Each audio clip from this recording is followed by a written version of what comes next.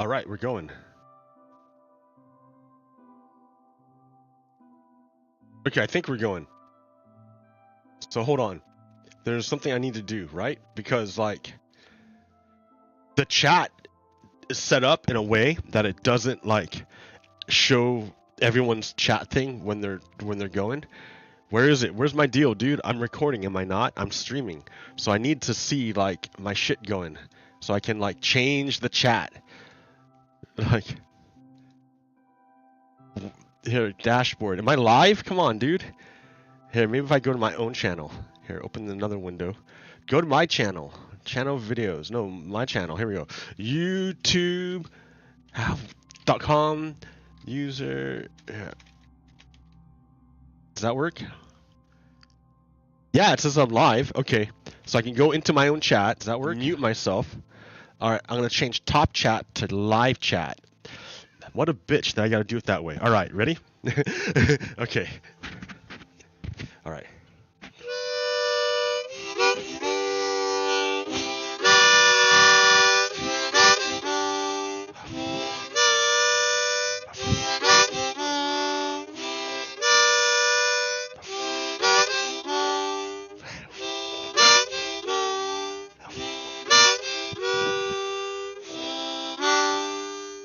Hello, good morning, and welcome to yet another episode of Red Stone Lapis Lazuli. It is I, your host, Pogo Kiddo, with yet another episode.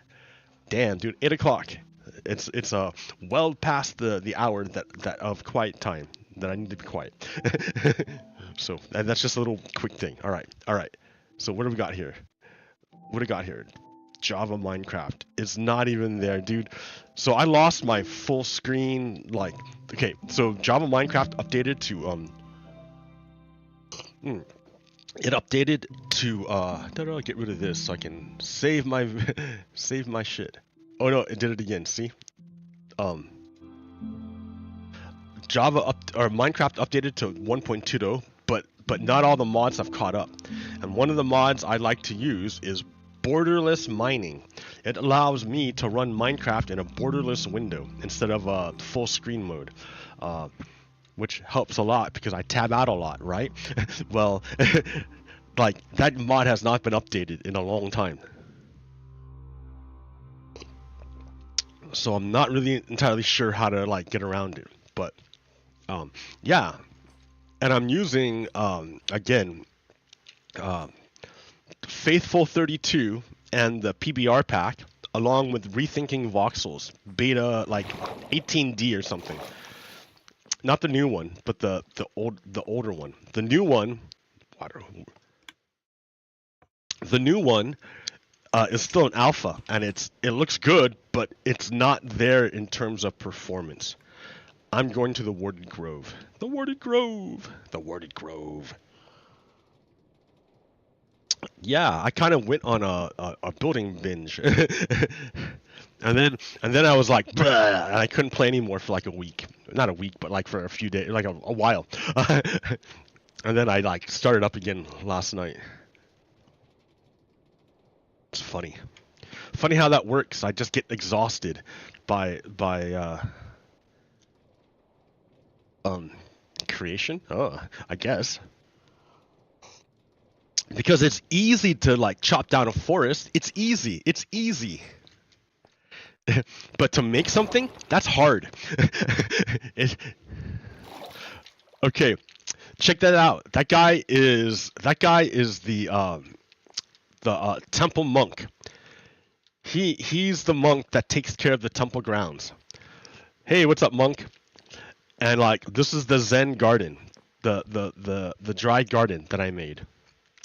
So I'm like, hey, not too bad for a guy who isn't really familiar with the principles of Zen Buddhism, of gardening. I don't know anything about the gardening thing, but you know, it looks pretty good. And then on the other side,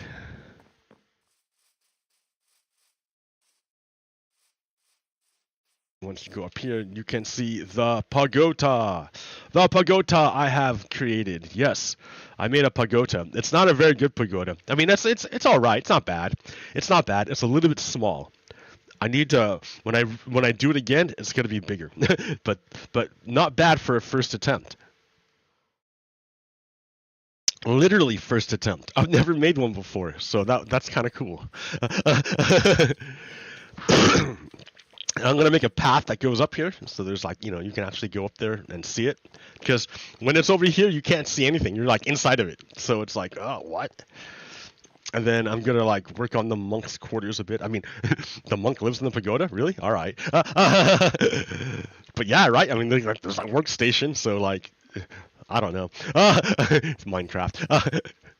So yeah, I like the Zen garden. I might make another reiteration like over here somewhere, and then like do something with these corners. These two corners are kind of rough. So, oh no, I was gonna make a path this way. Yeah, I'll keep working on this, but it's pretty nice. I dig it. I dig it. I like this. Just sit here and meditate.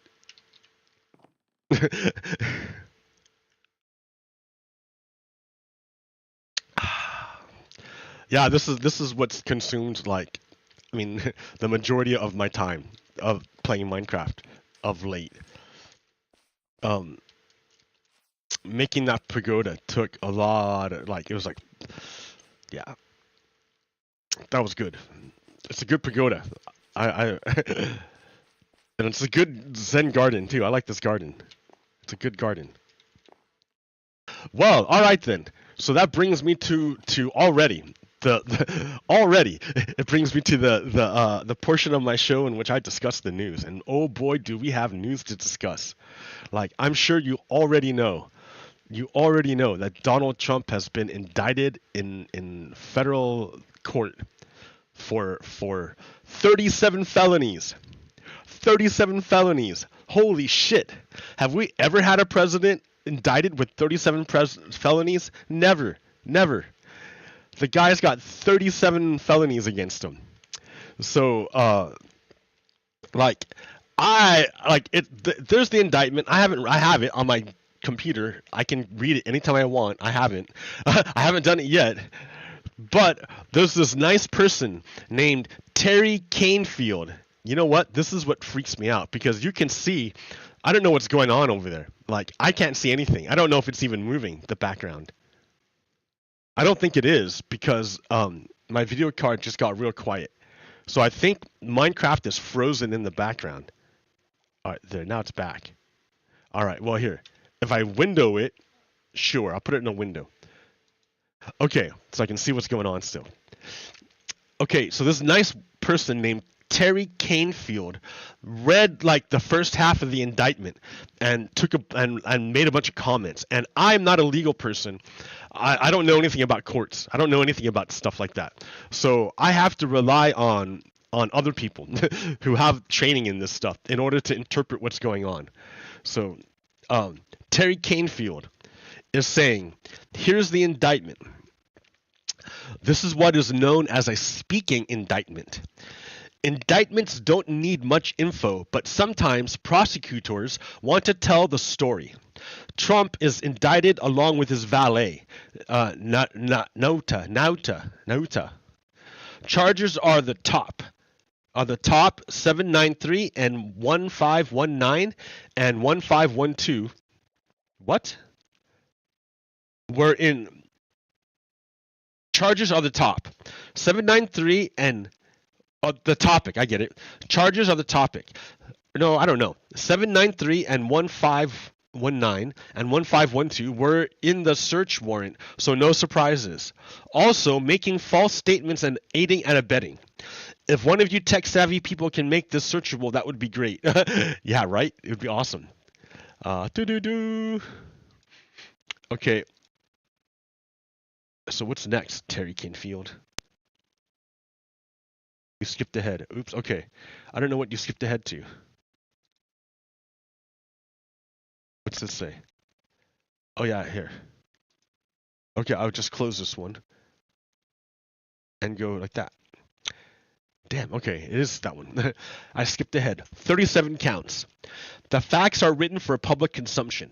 Trump had lawful access to all of this stuff as president. He hoarded clippings and mementos and stored them with classified documents. When I have a searchable document, I'll go back and insert descriptions into the images. Meanwhile, typing it out would be too much. Oh my God. Among these documents included information about defense and weapons capabilities, the nuclear program, and vulnerabilities. So from the clip from the indictment reads, the classified documents Trump stored in his boxes included information regarding defenses and weapon capabilities of both the United States and foreign countries, United States nuclear programs, potential vulnerabilities of the United States and its allies to military attack, vulnerabilities, potential vulnerabilities to the United States and her allies. That's what was in the information that Trump had stolen. He had stolen the weaknesses of the United States, information about the weaknesses of the United States and her allies. He stole that information. What did he do with it? Because there's a bunch of documents the FBI hasn't found yet. Where'd it go? We know that Trump took a bunch of them to his home in like New Jersey, like Bedminster. Like, there's a bunch there. Why haven't they checked it out yet? I don't know, man. I don't know what's going on. But, yo, Donald Trump had information about strategic weaknesses of the United States and her allies. And he fucking stole that shit. And who knows if he didn't pass that off to one of his buddies like his best friend, Kim Jong-un. Right? He's real good friends with Putin, right?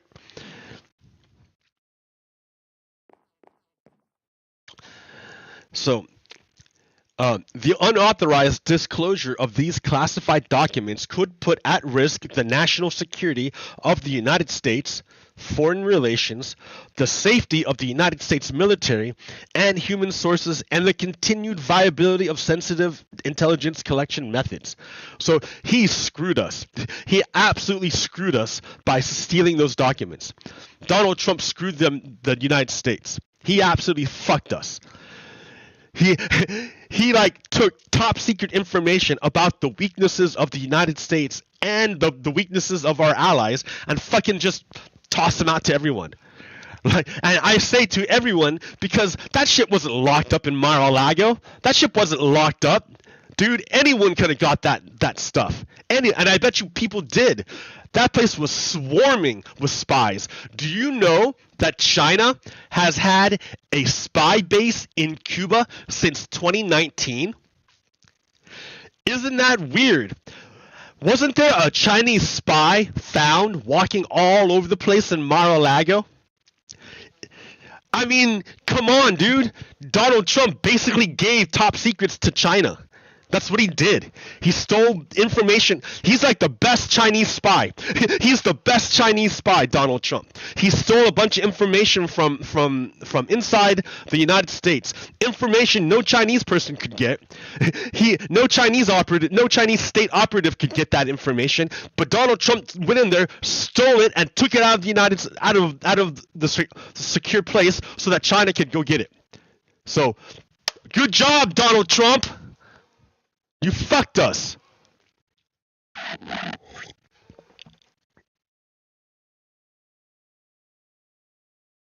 Okay, I said I wasn't going to type it out, but for emphasis, the unauthorized disclosure of these classified documents could put at risk the national security of the United States, foreign relations, and Trump caused scores of boxes, many of which contain classified documents, to be transported to Mar-a-Lago. Interesting use of the word caused. Caused. Trump caused. He is the source of the thing. He is the one who caused those boxes.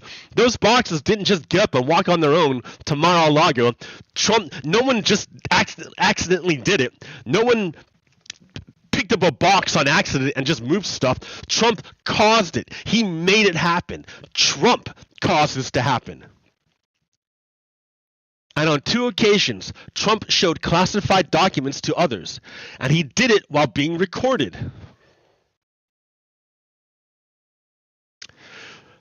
So here, this is from the indictment.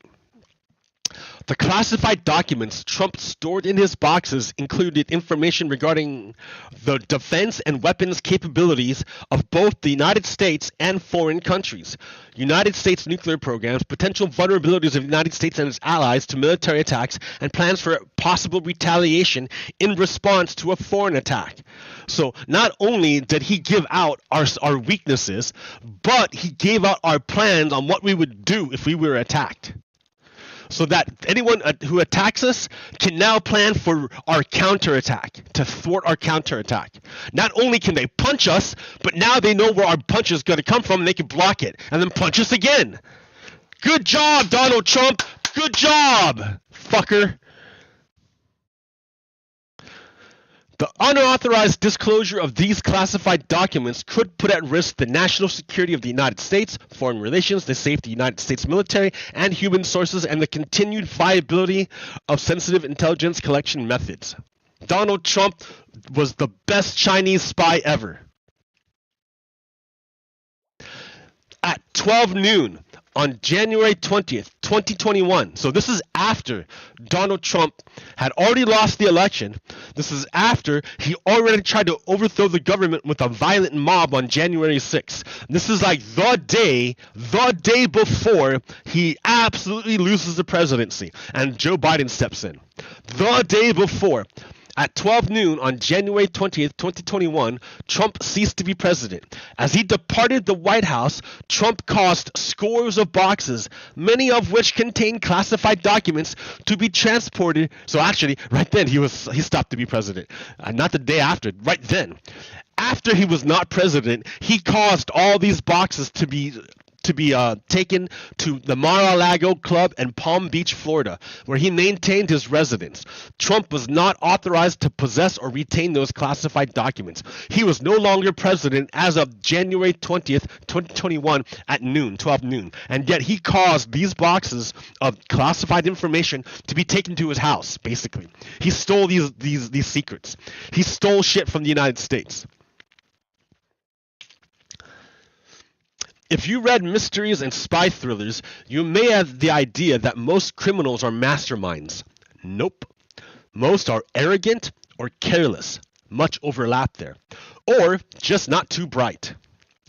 Next, we have Trump endeavored to obstruct the FBI and grand jury investigation and conceal his retention of these documents, including telling the defendants to move boxes. Super interesting. Jumping out with a guess, but Nauta decided to try to protect the boss and finds himself charged. Yeah, the chauffeur tried to lie to the FBI to protect Donald Trump, and now he's a spy too.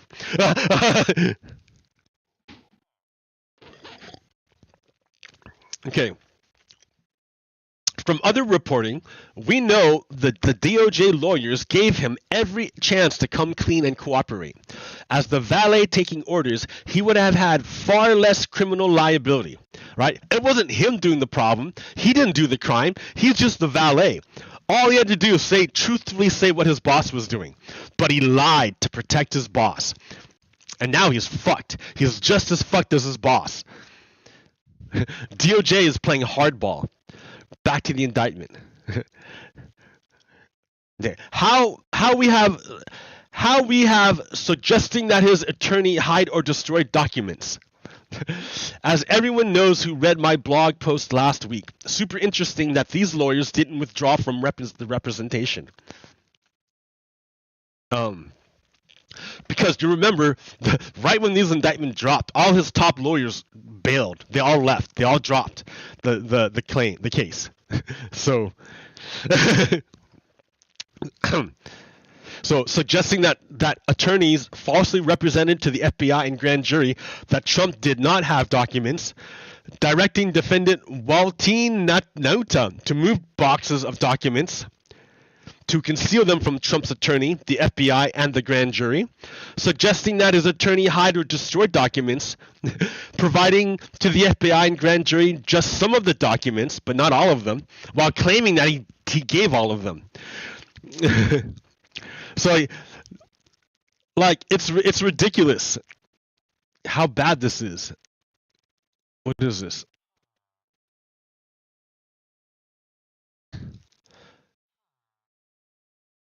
Yeah, it was interesting. Okay, but now they did. See, now the attorneys did. Now the attorneys just withdrew. If I had a search function, I'd see if they are mentioned again. As it is, I have to read each word. I'm only on page 4, so I may be a while. Okay. Also, Trump caused the false certification to be given to the FBI. About the word cause, here is my reading. The DOJ doesn't want to tell us everything now. They don't have to. Some details they want to keep. Speculation. Perhaps because the lawyers were involved. So they're not saying how Trump caused this to happen. They're just saying that he's responsible. Maybe he went through the lawyers. Maybe he said so himself. Maybe he implied it heavily. Maybe he did so with hand gestures. Maybe he wrote a note. Maybe he was recorded. They're not saying.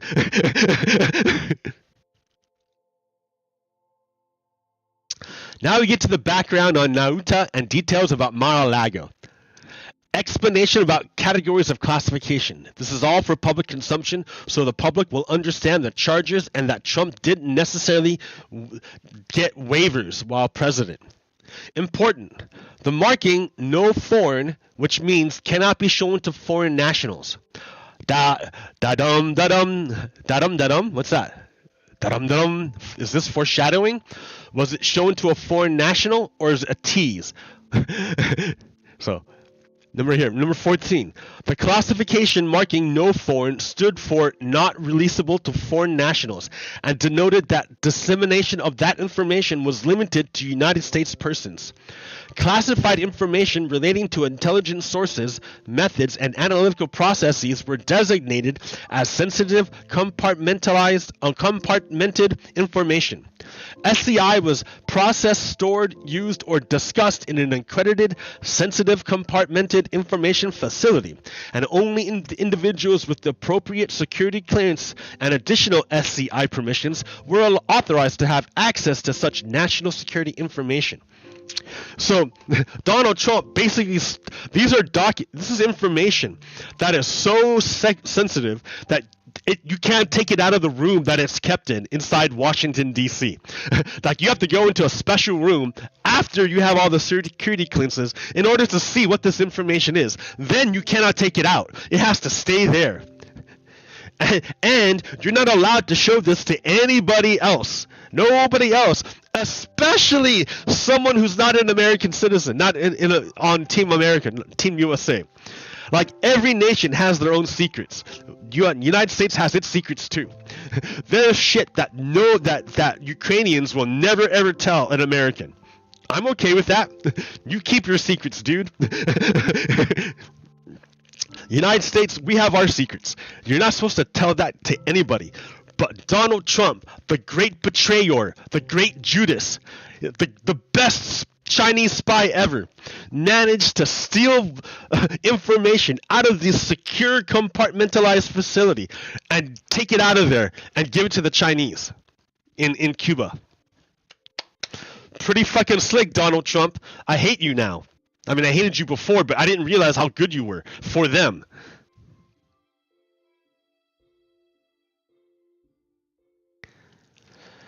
Next, we get a list of all the kinds of stuff he kept, includes defense stuff. Then we get all of his quotations about the importance of enforcing these kinds of laws. So, the reason why this is a felony now, the mishandling of classified documents, the reason why it's a felony now is because when Donald Trump became president, he pushed for Congress to make it a felony. So it's a felony because Donald Trump made it a felony. So he's getting nailed by his own punishment, by the punishment that he wanted to put on there.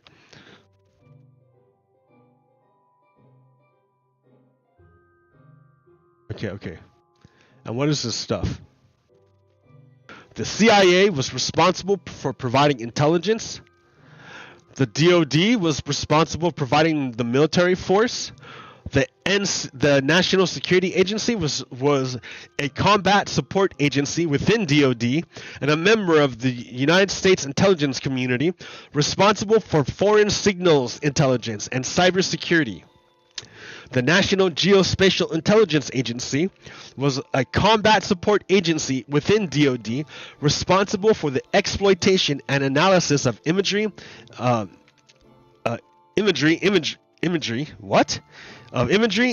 intelligence, and geospatial information in support of the national security objectives of the United States.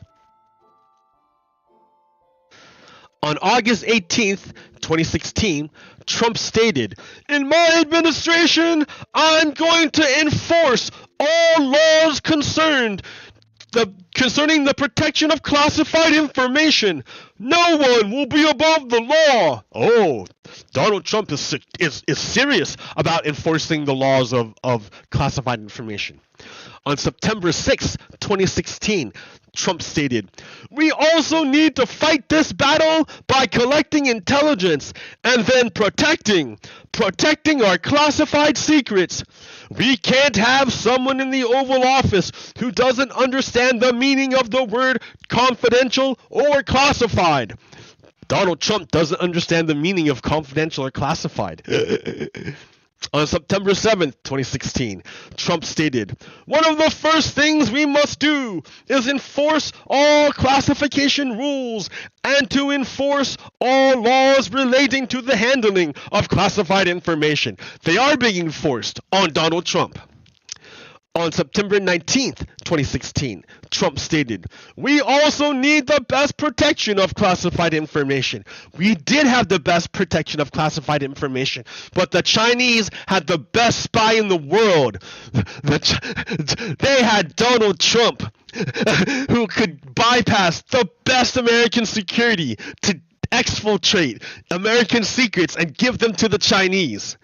He's the best Chinese spy ever.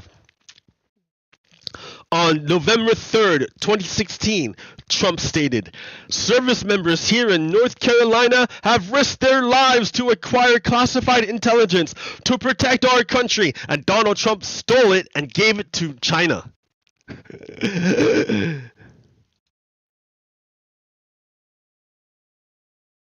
So, in January 2021, as he was preparing to leave the White House, Trump and his White House staff, including Nauta, packed items, including some of Trump's boxes. Trump was personally involved in this process. Trump caused his boxes, containing hundreds of classified documents, to be transported from the White House to the Mar-a-Lago Club.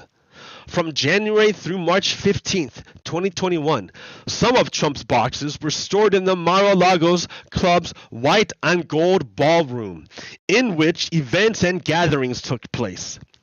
Trump's boxes were, for a time, stacked on the ballroom stage, as depicted in the photograph below.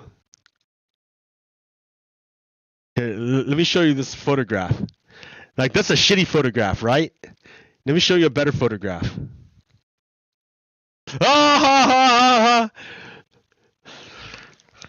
The national secrets, classified national secrets of the United States.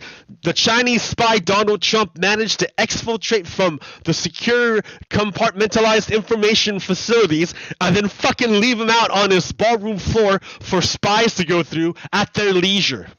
Whenever they wanted. Just walk in the ballroom, check out shit, take shit out, walk away, take pictures of their shit, leave it there.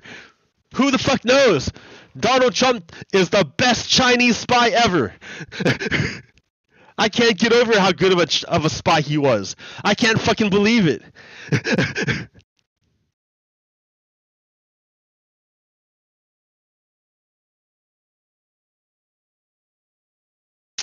And we get a picture of these boxes on the ballroom stage. Nauta and others took the boxes from here to the business center. Trump wanted them in the business center because they were, quote, quote, his papers. The DOJ has text messages.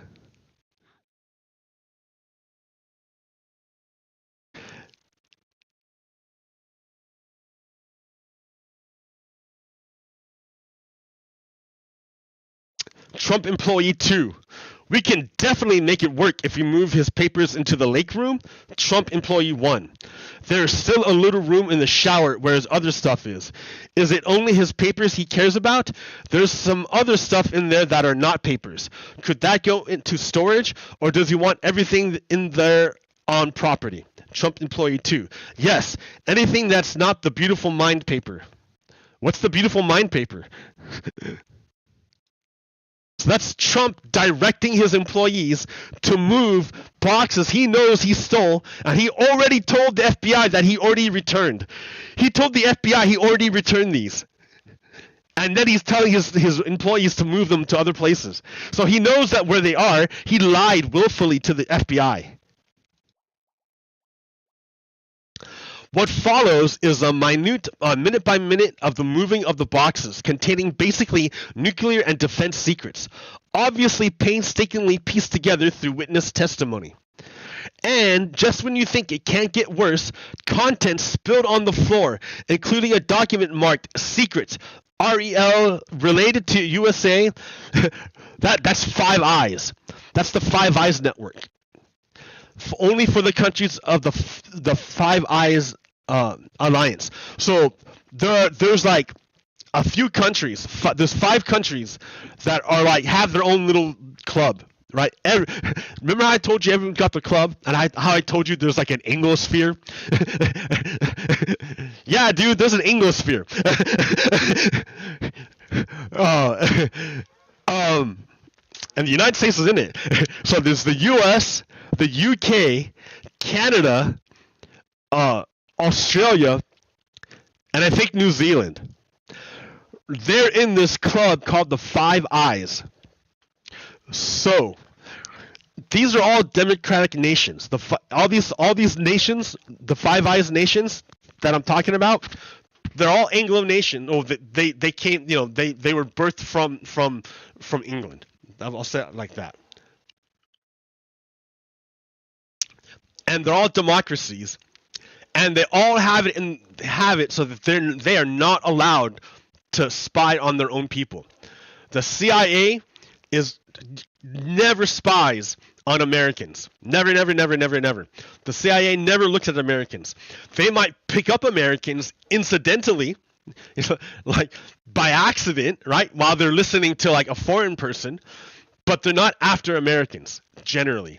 The CIA is after foreign people because they're not allowed to spy on Americans. You can't do it. You're not allowed to spy on Americans. Americans have rights. The government cannot breach these rights. Like, we have a right to privacy. The government, the United States government, cannot break the right to privacy and then spy on its own people. It can't do it. But nothing's stopping Britain from doing it. Britain's not bound by the U.S. Constitution. Nothing stops Britain from spying on U.S. citizens. England can't spy on its own people. England can't do it. It's against the law for England to spy on its own people. It's against British law for British government to spy on British people. But the USA can spy on British people. You see what I mean? All these countries in the Five Eyes networks spy on each other. They spy on each other. They spy on each other and watch each other's people, citizens. They spy on each other's citizens. It's a thing, guys. It's a thing. I'm not saying it's bad. I'm not saying it's good. I'm just saying it's a thing.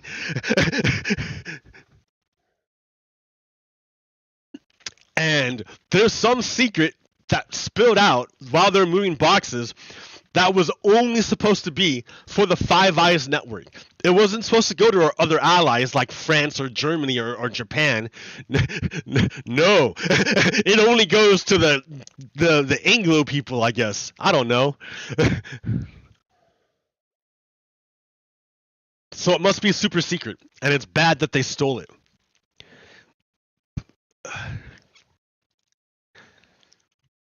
On December 7th, 2021, Nauta found several of Trump's boxes fallen and their contents spilled onto the floor of the storage room, including a document marked secret related to USA Five Eyes. which denoted that the information in the document was releasable only to Five Eyes intelligence alliance, consisting of, oh yeah, Australia, Canada, New Zealand, the United Kingdom, and the United States. The Anglos, dude. Everyone from England who was birthed of England. Naruto texted Trump employee 2. I opened the door and found this. Naruto also attached 2 photographs he took of the spill. You know what? What I find interesting about the Five Eyes network is that they're pretty culturally similar. I wonder if that's why they decided to do it, because they're pretty culturally similar in some aspects. Like, it's easier for like another English person to spy on other English people, speaking people, than it would be for a French person to have to translate like language and culture. But I mean, yeah, maybe, I don't know.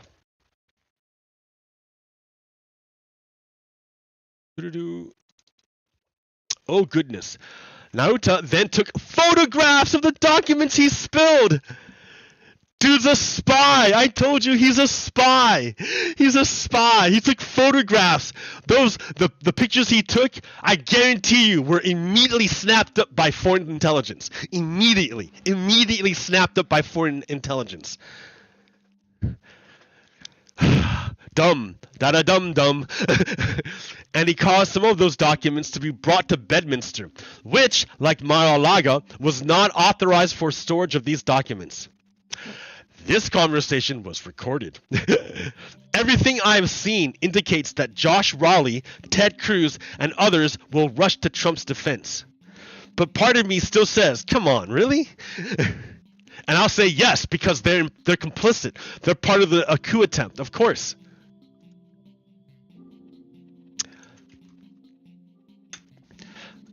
Okay, Naruto texted Trump employee 2. I opened the door and found this. Naruto also attached 2 photographs he took of the spill. Trump employee 2 replied, oh no, and I'm sorry POTUS has had my phone. One of the photographs Naruto texted to Trump employee 2 is depicted below, with the visible classified information redacted. Trump's unlawful retention of this document is charged in count 8 of this indictment. So this is recorded. Someone recorded this conversation with Donald Trump. Well, with Miley. He's talking about Miley. Well, with Miley, let me see that. I'll show you an example. He said that I wanted to attack country A. Isn't that amazing? Probably Iran. I have a big pile of papers. This thing just came up. Look, this was him. They presented me this. This is off the record, but they presented me this. This was him. This was the Defense Department and him. And the writer's like, wow, Trump. We looked at some. This was him. This wasn't done by me. This was him. All sorts of stuff. Pages long. Look. Wait a minute. Let's see here. Yeah. Trump. I just found it. Isn't this amazing? This totally wins my case, you know. Trump says, except it's like highly confidential. What? Secret. You see, this is secret information. Look at this. You attack and, by the way, isn't this incredible? Yeah. I was just thinking because we were talking about it. And you know, he said he wanted to attack country A, and what? And you did. This was done by the military and given to me. I think we can probably, right? Staffer says, I don't know. We'll have to see. Yeah, we'll have to try. Trump says, declassify it. Staffer says, figure out a way. Yeah. Trump says, see, as president, I could have declassified it. And the staffer's like, yeah. Trump says, now I can't, you know, but this is still a secret. So Trump knows. He knows that he cannot declassify it. He knows he cannot declassify it. On recording, when he thought he was in secret, when he thought he was in private, when he didn't have to pretend to be anybody, he could just be himself. He told his staffer that he trusted that, yeah, these aren't declassified. I can't declassify them. They're secret. I stole secrets. Donald Trump said I stole secrets from the United States. Oh my God. Donald Trump is the greatest Chinese spy ever.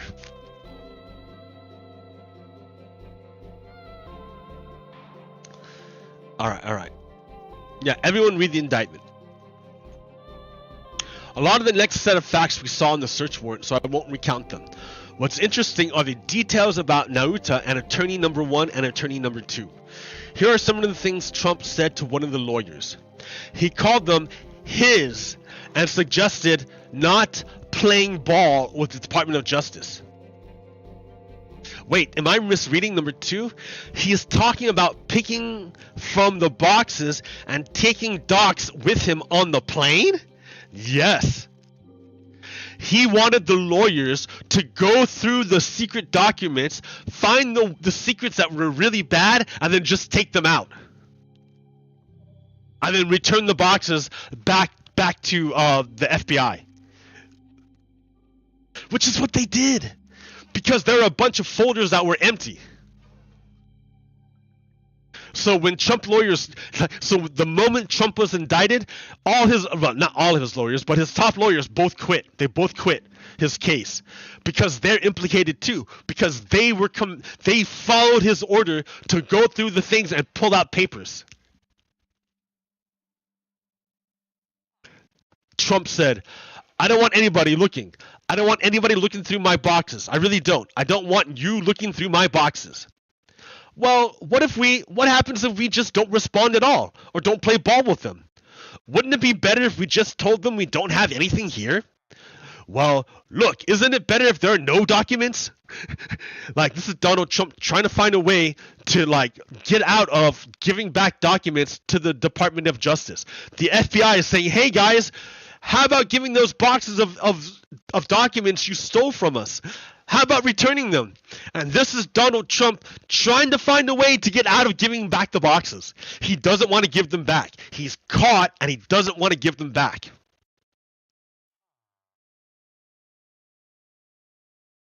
On May 30th, 2022 at 12:33 p.m., a Trump family member texted Naruto, "Good afternoon, Walt. Happy Memorial Day. I saw you put boxes to POTUS room. Just FYI, and I will tell him as well. Not sure how many he wants to take on Friday on the plane. We will not have room for them. Plane will be full with luggage. Thank you." Naruto replied, "Good afternoon, ma'am. Thank you so much. I think he wanted to pick from them. I don't imagine him wanting to take the boxes. He told me to put them in the room and that he was going to talk to you about them." So, in other words, whoever this person is, this family member, is a female. So that's either Ivanka Trump or Melania Trump. That's it. Those are the only two females in his family that he talks to that would do this. And yeah, he just wanted to go through the boxes, and he just wanted to like ditch the boxes and just take the shit. Where's he going? To Bedminster, dude. He's flying to Bedminster. So this is them telling us that there's more documents in his Bedminster, New Jersey house that they haven't checked yet. Why haven't they checked it? Because the information that they had, that it was there, is 2 years old. That information is too old to act upon. Who knows where those documents could be by now? That's not strong enough reason to get a search warrant to raid Donald Trump's house. A tip 2 years old is too old. You need something way more recent to give you evidence, probable cause, that the documents are there right now. That's 2 years ago. What about right now? Oh, you got nothing? No search warrant. You can't do it. That's why they haven't raided Donald Trump's Bedminster house. Maybe I'm wrong, right? I could be totally wrong. But that makes sense to me. Now we get to the June 22nd declaration. So it appears that attorney number 1 is Cochran and attorney number 3 is Christina Bobb. After collecting the 38 classified documents that they gave back in June, Trump seems to suggest that his lawyer just get rid of any that are really bad. The declaration was false because Nauta moved boxes out of the storage room before attorney number 1 did the search. The FBI learned about the moved boxes and got the search warrant, and we know most of the rest. How come the FBI knows that Trump moved the boxes? Didn't Trump erase all the security footage? Yes, he did. Yes, he did. Trump erased all the footage in all the security footage in Mar-a-Lago. How did the FBI get that security footage? They got the copies from the security company. Security company kept copies of it, and that's where they got it from. So Trump tried to hide the fact that he moved the boxes. He deleted the tapes, and the FBI went to the security company and got the tapes off their servers, even though Trump deleted them. So he's trying to cover it up. Trump fucking knows that he's a Chinese spy, and he got caught, and he's trying to cover up his tracks.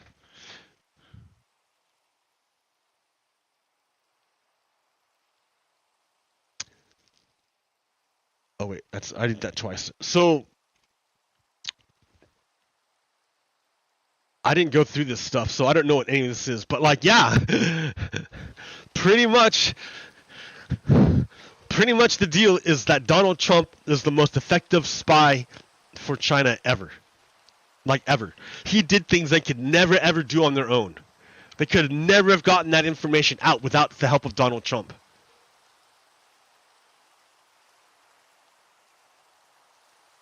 Like, how do you think Australia and New Zealand feel about now? I mean, China is like a giant force in their region. It's like the huge thing in their region, China. And Donald Trump just gave a bunch of like super secret information about their weaknesses to China.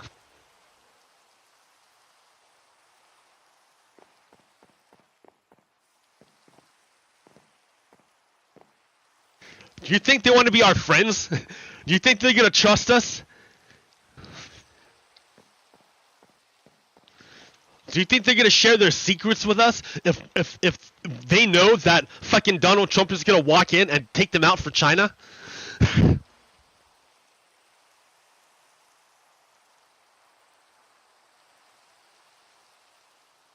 How long have I been going? Only like 45 minutes. So, real quick here. Oh, no, where's that?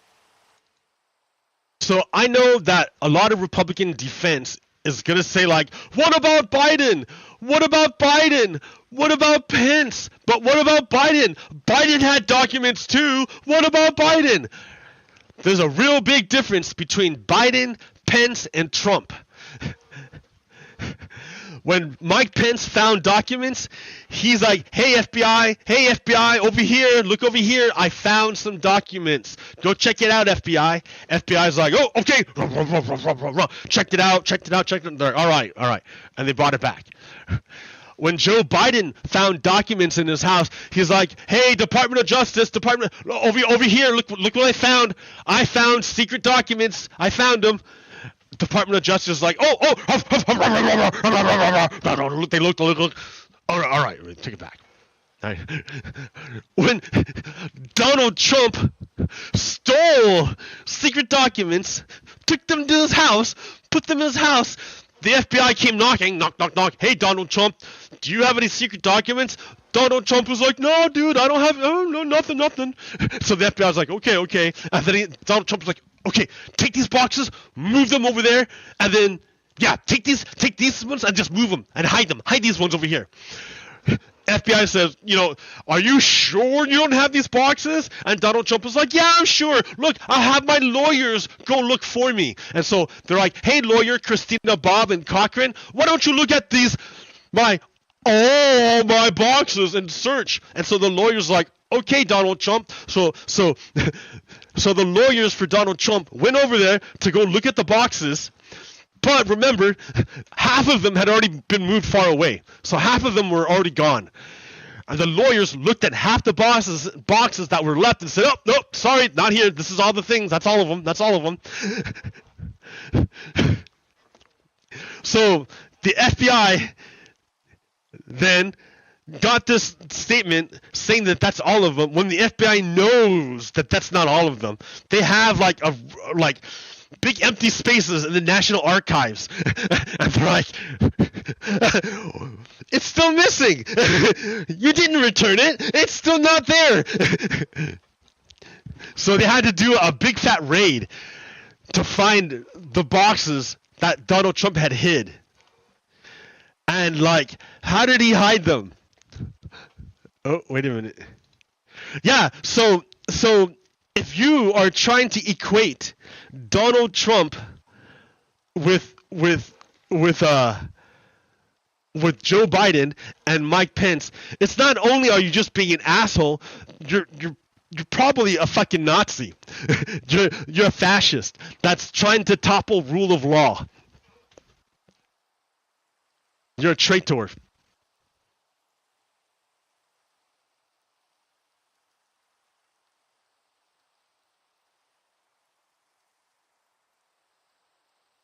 So, what else can I do here?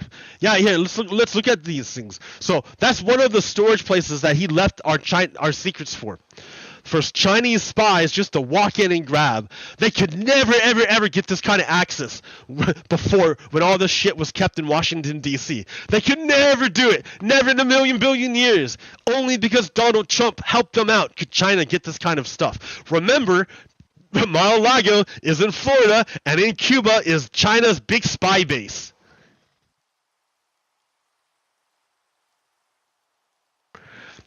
Look how Donald Trump kept his fucking boxes. In the fucking... Who's got a chandelier in your bathroom? Look at that fucking horrible marble flooring in the bathroom. Come on, how gaudy. How terrible. So, besides the horrible interior decoration, besides the gaudy interior decoration, he's got boxes in the shower. Those are boxes, and that's in the shower. Not only are these boxes, but they're also in the shower. It's stacked full of shit. Oh shit.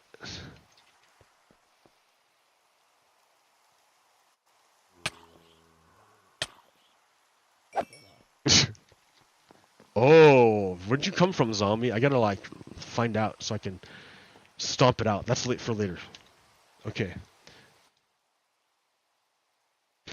This one's a good one. I like this one a lot. Because we have fucking boxes and boxes and boxes and boxes and boxes in this storage room, right? Of super, super secret stuff. And what's in the room with them? What is that?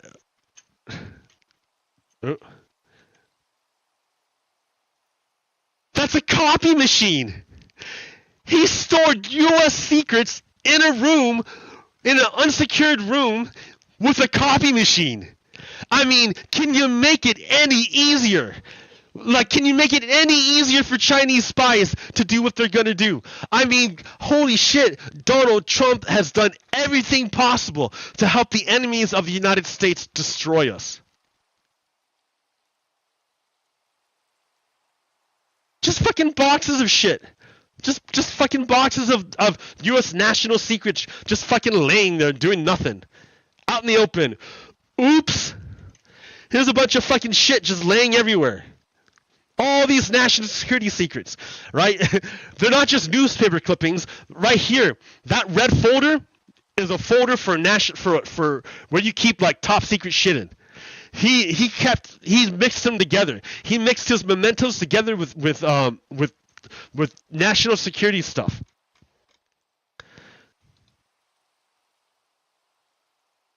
Just boxes and boxes of shit. Look how much stuff he stole. I can't get over it.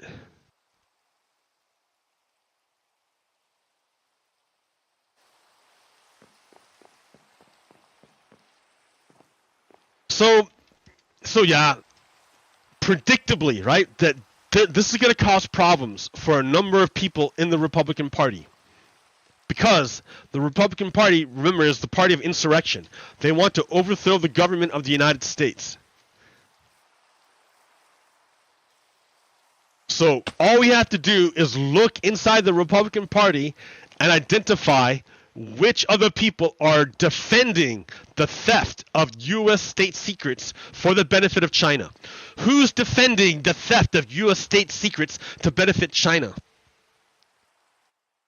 There's this representative, federal representative, House representative, by the name of Clay Higgins. I believe he's from Texas. And Clay Higgins, you know, Republican, is part of the insurrection. He wants to overthrow the government of the United States. So, in response to the Department of Justice issuing an indictment against Donald Trump, representative of the United States, representative of Texas to the United States, Clay Higgins, says that, he says President Trump has said he has been summoned to appear at the federal courthouse in Miami on Tuesday at 3 p.m. This is a perimeter probe from the oppressors. Hold. Oh, wait, no. That's not the one. This is the one. In response to Clay Higgins, this is what he said. He called for civil war. He said, Patriots, we've manipulated the mainstream media to establish deep communications. Now copy this. Do not trip the wire. Oh, nah, damn it, dude. Fuck off. Where's the original call for civil war? Yeah, that's where it doubles down. Where's the first one? Clay Higgins, call for... Yeah, not that one. Yeah, that's the one. That's the one. All right. Here's the first one, right? So, the news breaks. Donald Trump indicted. Representative from Texas, Clay Higgins, says, yeah, this is a perimeter probe from the oppressors. Hold. POTUS has this. Buckle up. 1 by 50 kilometers. Know your bridges. Rock steady calm. That is all. So 150K refers to military scale maps and publicly available U.S. geological survey maps of areas mostly surrounding military installations. This isn't a metaphor. This isn't slow civil war. This is a congressman calling for the real thing. He doubles down on it. It's not an accident, right? He wants you to make sure that you know that he's not making this call by accident. He's doing it on purpose. He knows that he's calling for civil war, because after he makes that one, he repeats it. We have now reached a war phase. He's calling for civil war.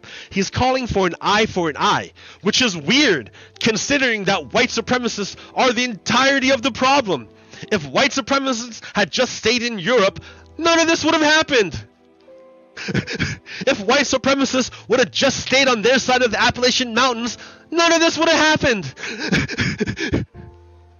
If white supremacists would have just held true to their treaties, none of this would have happened. Do you really want eye for an eye? Do you really want that, dude?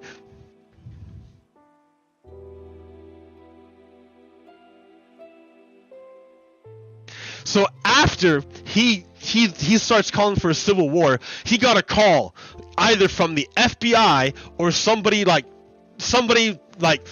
pretty high up there that told him to fucking cool his heels because he walked back that shit. He fucking walked it back. He says, Patriots, we've manipulated the mainstream media to establish deep commo. So in other words, he's saying he knows how the fascists know how to manipulate the media to pass coded messages over the mainstream media. They're using their Enigma machine to talk to each other in a way that we can't see. So now that he knows that everyone heard his call for civil war and it's gonna go back to him, now he's trying to walk it back. He's like, oh, I'm just kidding, guys. I'm not the one calling for civil war. Just kidding. Yeah, dude, but you can see his intention. You can see what he wants. You can see that he's chomping at the bit for violence. He wants violence. He's waiting for it. He can't wait. Clay Higgins, dude. So it's not just me warning you that the Republican Party is fucking dangerous right now. That they want civil war. Marco Rubio is also warning us that the Republicans are fucking off the rails. They're gone. Because Marco Rubio is inside the House. He's inside the Republican Party. So he has a really good view of what's happening inside the Republican Party. And when he tells us a warning, he's warning us that inside the Republican Party, there is no limit to what these fucking Republicans will do to protect their power and to destroy those who will threaten it. Even if it means ripping our country apart and shredding public faith in the institutions that hold our republic together. No joke. Look at the way Donald Trump attacks the Department of Justice. Look at the way Donald Trump attacks the press. Look at the way Donald Trump attacks the military. Donald Trump will fucking do anything to hold on to power. He will destroy our country. He will overthrow democracy. He will side with our enemies. He will steal state secrets from the United States and give them to China and Saudi Arabia. He will do anything to hold on to power. He will rip us apart to hold on to power. Look, even now, his allies are calling for civil war. Marco Rubio is giving us a fucking warning about how insane are the Republicans. They are fucking off the hook. They're traitors. They're Confederates at this point. They've always been Confederates. It's always been. That's the thing about the United States. That's the unresolved issue that nobody wanted to talk about. Everyone, when I was going through elementary school in the 80s, like it was all fucking papered over. All that shit was papered over. I swear to God, everyone said racism is over. We're just gonna pretend that it's all good, and now we won the Civil War. It's all good now. We're done. Martin Luther King Jr. came, and now we're all happy. Yay! They tried to do that shit to me. I swear to God, dude. And they wanted the whole country to be like that. They wanted to paper over all this bullshit. They wanted to pretend like that history was done and it was over. But that's not true. That's not true. You have to deal with it. You have to deal with the fundamental truth of our existence, which is this country is based on slavery and genocide and violence. And those issues must be resolved before we can move forward. And that's what this is. This conflict between the Confederates in the Republican Party and the rest of us Americans who are unionists who want to hold the country together. This is the unresolved issue between white supremacy and multiracial democracy. It was not resolved at the end of the Civil War. Remember, the Union defeated the Confederates militarily, but the Confederates staged a coup and overthrew the government of the United States, the federal government, not the federal government, the executive branch of the United States, and installed Andrew Johnson, who preserved the Southern power structure, withdrew American troops, and allowed the Confederates to rebuild their power structure. And so it was never fucking solved. It was never fucking solved. Why is it was never solved. That's why we're at right now.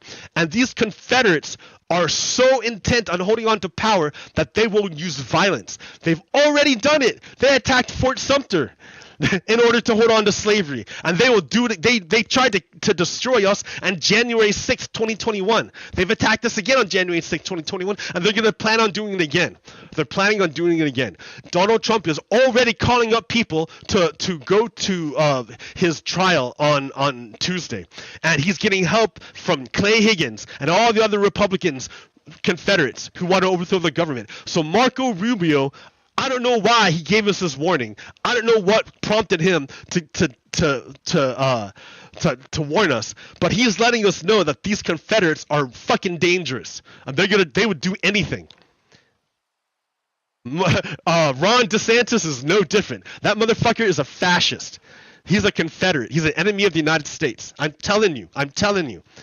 I mean, how can he not be? He's defending Donald Trump, and Donald Trump is the best Chinese spy.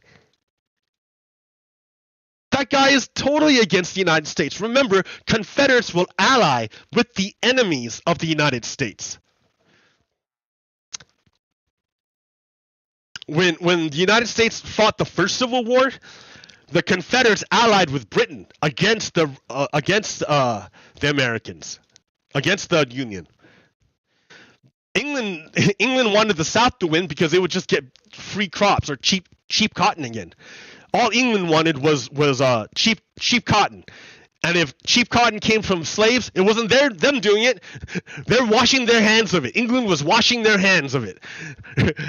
So yeah, England wanted the South, wanted the Confederates to win so they could get cheap resources, and they didn't like the competition from the industrialized North against the English industry. So in the first Civil War, hell yes, the Confederates allied with the enemies of the United States. Of course they did. Same thing with Donald Trump and the Republicans. They will ally with the enemies of the United States in order to hold on to power. Donald Trump already did so by allying with Vladimir Putin, and obviously he did it with de facto with China, because we see that he exfiltrated secret information from the United States and gave access to the Chinese. It's fucking ridiculous. So Marco Rubio is letting us know just how fucking dangerous are these Republicans. You must take them deadly seriously.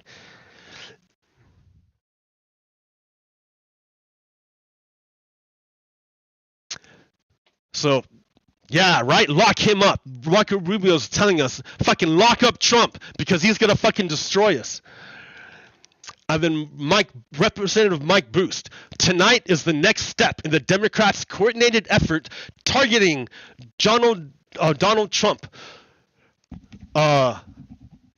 It's Department of Justice. Department of Justice, right? Department of Justice.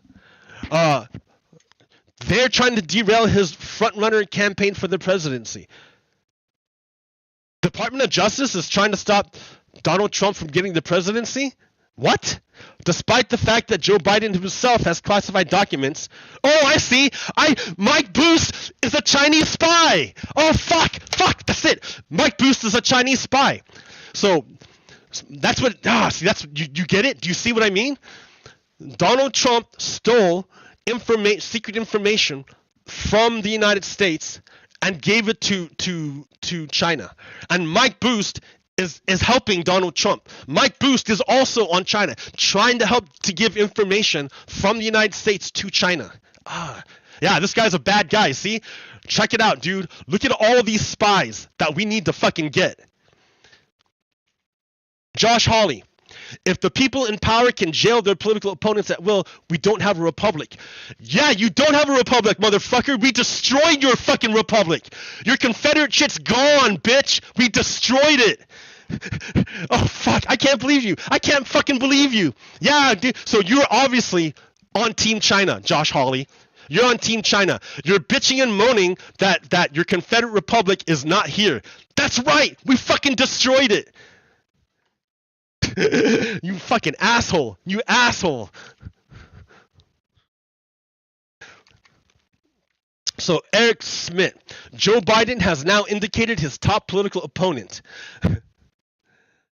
Full on indicted. Joe Biden is now indicted. No, dude. Joe Biden is not the Department of Justice. Joe Biden is not the Department of Justice. Department of Justice. Oh, I see. He's defending Trump. He's on China. He's on Team China. I get it. See what I mean? China has spies all throughout our government. China has spies all throughout our government. It's real easy to see them. I'm pointing them out to you, right? This is with the help from Empty Wheel. Empty Wheel is the one who found these tweets, but they're important because they're indicators of who's Chinese spies. Which of these people are Chinese spies? So Kevin McCarthy says today is indeed a dark day for the United States of America. Yeah, because we found out that our ex-president was giving secrets to China. It is unconscionable for a president to indict the leading candidate. He didn't. No, it was the Department of Justice. Joe Biden kept classified documents for decades. Oh! McCarthy's on Team China. I get it. Oh, shit. Oh, okay. Yeah, see, McCarthy is covering up for Donald Trump because he wants to help Donald Trump pass secrets to China. Remember what Donald Trump did? He stole secrets from the United States and gave access to China. And now McCarthy's like, yo, we got to protect our Chinese spy from the Americans. Right? You see? So here's Donald Trump, extremely careless in their handling of very sensitive, highly classified information. Not fit. That's right. On July 16th of 2006, Donald Trump himself said that people who was very, very, very careless in their handling of very sensitive, highly classified information are not fit. Donald Trump himself says he is not fit to be an American anything. He's a piece of shit. Donald Trump is a piece of shit. Donald Trump himself says he's a piece of shit. It's not me, guys. It's Donald Trump. He called himself a piece of shit. Here's Elsie Stefanki. She says, stand with Trump and China against America. So Elsie Stefanik is also on Team China. Like, they're all coming out. That's the beauty of this indictment. All the Chinese spies associated with Donald Trump are all fucking revealing themselves. It's like amazing. It's like a magic trick. I don't know. It's like a magic trick. It's amazing.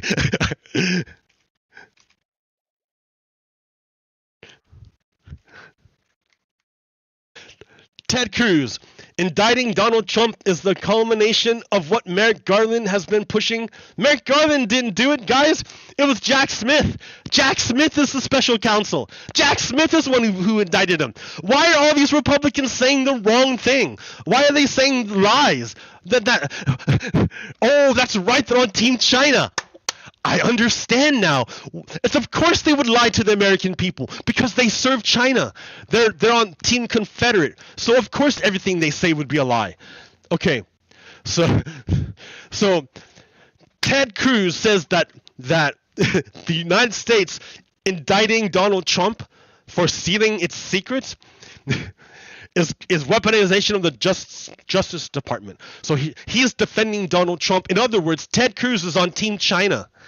Ted Cruz is telling everybody he's on Team China. He's a Confederate allied with the enemies of the United States. And he's on Team China. Because China could not get those documents. Remember, dude, China could not get those documents if not for Donald Trump. Donald Trump was instrumental. He was key. Donald Trump had to be there and do what he did in order to get those secrets. If it wasn't for Donald Trump, the Chinese would be back decades. But Donald Trump, savior of the Chinese government. Savior of the Chinese government. Donald Trump.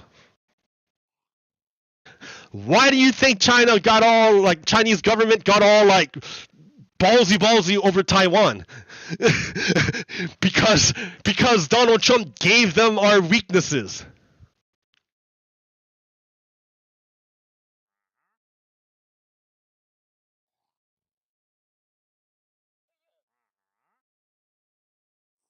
So Lauren Boebert.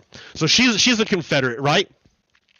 The federal government has indicted President Trump, for a crime that no one else would have been tried for. Does she not know who Reality Winner is? Do you remember Reality Winner? Reality Winner was an intelligence officer who let it be known by releasing a document. She let it be known to the American people that the United States had been attacked by Russia and that our 2016 elections had been overthrown, had been compromised. If it wasn't for Reality Winner, the American people would not have known. Maybe the government would have told us, maybe, but we wouldn't have known. So because Reality Winner stole that document, stole that information from the United States, she went to prison for a bunch of time. A long time she went to prison. And like She wasn't given these fucking like do-overs and like try-agains and like these friendly judges that she appointed herself. No, she got none of the benefits. She fucking went to prison, dude. She went to prison. So Lauren Boebert, there's your person, right? So she's saying that the federal government has indicted President Trump for a crime that other people went to prison for. Yes. The weaponization of our government is totally out of control. So in other words, she's on Team China. She doesn't want Donald Trump to face justice for stealing documents. She's on Team China. She's on Team China. She says it's a witch hunt. Did you see those boxes of stolen documents in Donald Trump's shower? She says that's not real. She said, don't believe your eyes. Don't believe your eyes. Listen to her. Don't believe your lying eyes. Listen to what she says. She's on Team China. She's on Team China. Not the Chinese people, but the Chinese government. And let me make that clear, right? Chinese people are great. Chinese government sucks. Chinese government is an oppressive government. That's why Lauren Boebert is allied with China. Because they're an Chinese government. Because they're an oppressive government. Just like the government Lauren Boebert wants to represent. Her government, her Confederate government, is an oppressive government. Like-minded governments stick together. Confederates stick together with other fascists. So of course Donald Trump would ally with Kim Jong-un. Of course Donald Trump would ally with Vladimir Putin, because they're part of the Confederate Republic and they are all allied with the enemies of the United States. It's super clear, guys. I don't know how to make it any more clear to you. Like, this indictment was like magic. It was like a gigantic, ginormous spotlight, and all the cockroaches are out, and you can see them. It's amazing. It's amazing how many cockroaches you can see now. Like, they flipped on a fucking kitchen light, and the kitchen floor is covered in cockroaches. It's gross, but that's the truth. That's the truth of it. You gotta know the truth.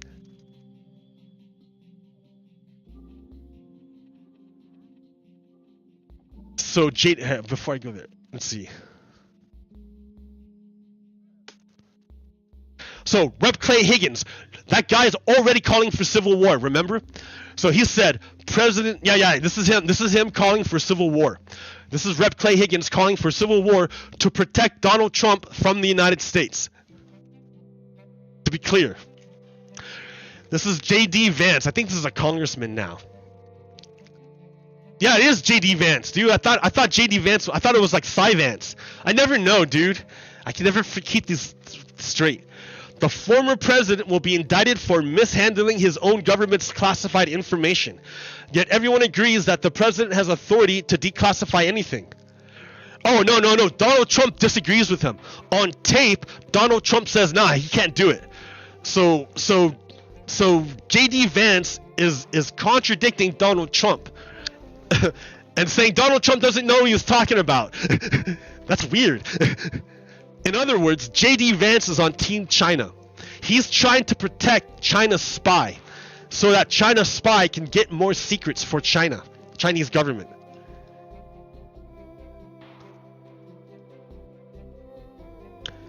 Mike Lee, sitting in president, indicts. No, dude. No. It was Department of Justice. Yeah, but we should totally lock that guy. He's hinting. Mike Lee is hinting that he's on Team China, Chinese government. Chinese people are great. Chinese government sucks. Jim Banks. Democrats are throwing away 247 years of American democracy. What do you mean, dude? I don't understand. Why? It's not the Democrats threatening civil war. That's you guys threatening civil war, fucker. You see what I mean? Every accusation is a confession. Every accusation is a confession. He's accusing Democrats of throwing away democracy. Republicans are threatening civil war and threatening to throw away democracy. Do you see what I mean? When the Confederates attacked Fort Sumter, Their justifications was that the North forced them to do it. The North forced them to attack them. And Russia, when they attacked Ukraine, said the same thing. You guys forced us to attack you! Quote, quote. Fuck.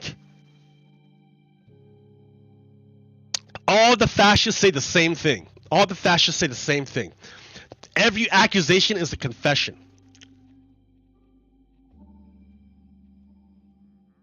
So this is Ron DeSantis. Remember I told you this guy's a fascist too.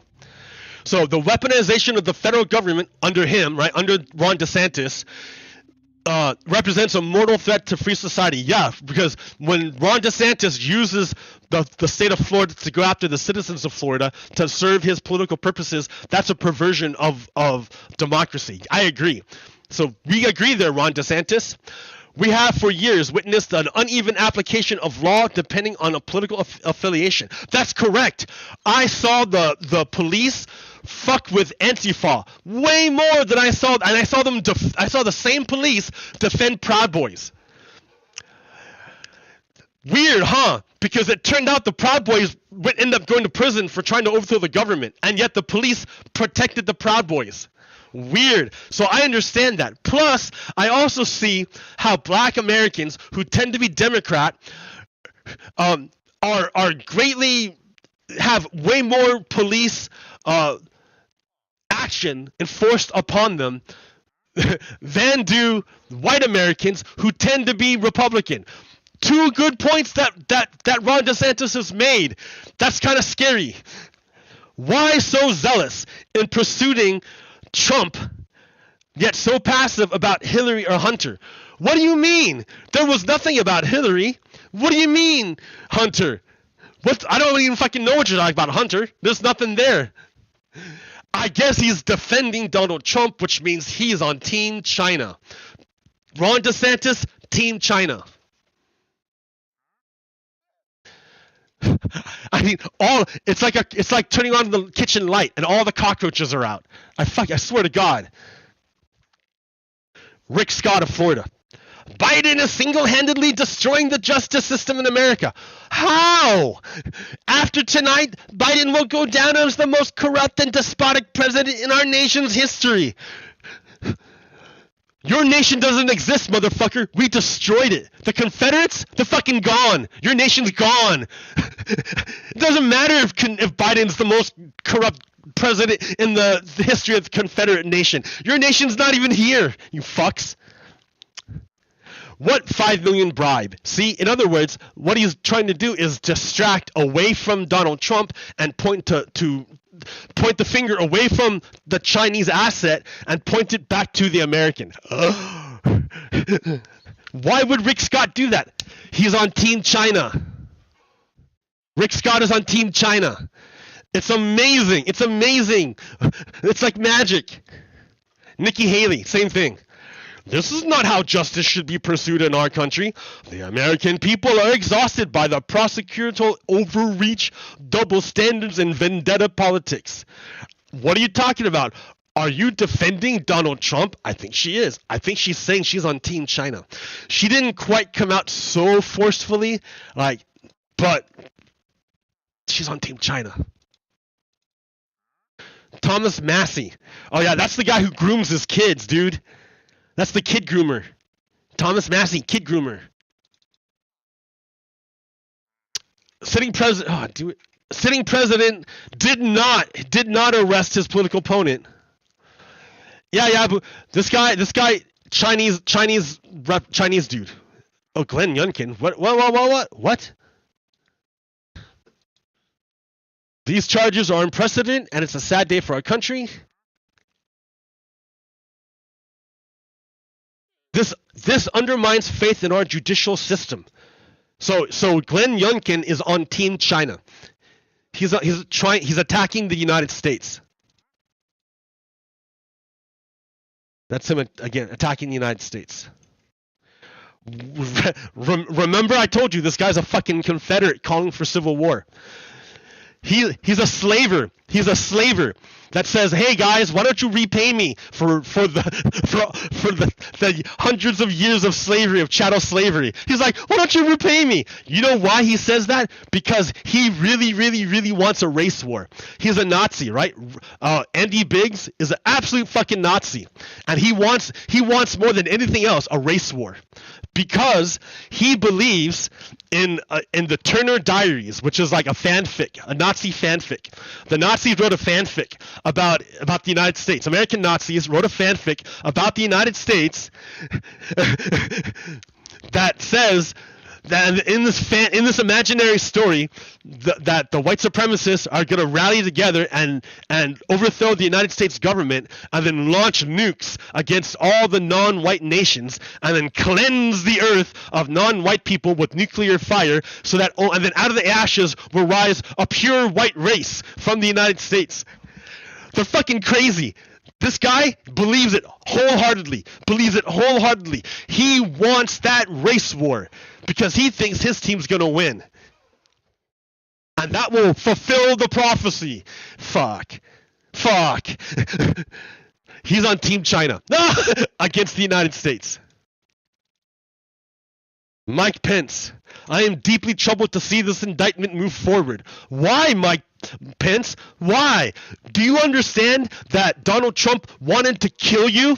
He tried to kill you on January 6th. He tried to kill you, dude. He tried to kill you and Nancy Pelosi and the entire line of secession so that he could rule over America as a dictator on January 6th. Don't you fucking remember? Dude tried to kill you. He tried to murder you, and you're covering for him? You must be on Team China. You must be a Confederate.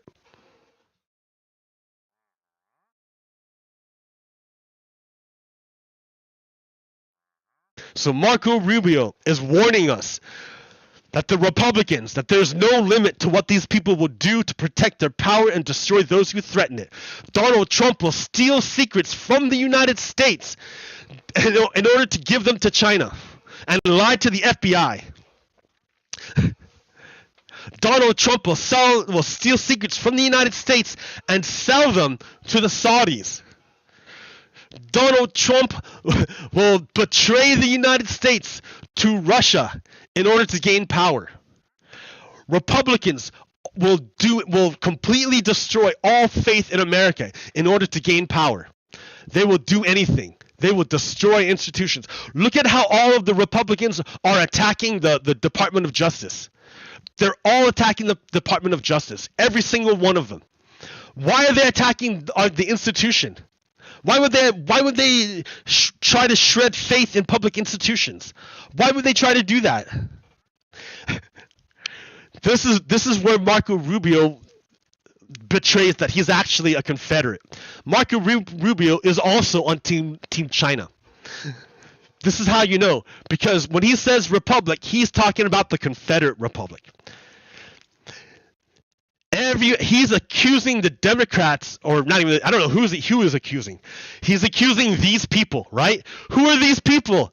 If you know, you know. Nudge, nudge, wink, wink. That's the white supremacy mob speak that they use. They can never be clear. They can never come out into the light. They can never say exactly what they mean because it's all done on insinuation and the shadows. It's always from the shadows and the edges and the margins where things aren't quite clear. Yeah, but that right there is the tell. That's the tell where he's winking to his people. Because remember, his people always say that the Confederate Republic is not a democracy, it's a republic. The Confederates will always tell you that the Confederacy is not a democracy. The Confederacy is a republic of elites. It has nothing to do with democracy. The Confederacy has nothing to do with democracy. It's only a republic of elites. So don't you forget it that he's talking to his fellow Republican elites. That he's reminding them that it doesn't matter what the people want, it's only what the elite want. So that's why it's unconscionable for him that the United States would try to impose consequences upon Donald Trump, because Donald Trump is an elite. So he can do whatever he wants. If he wants to betray the United States, he can do it.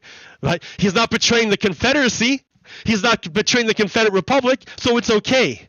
Right? He's not drinking Bud Light. so he's okay.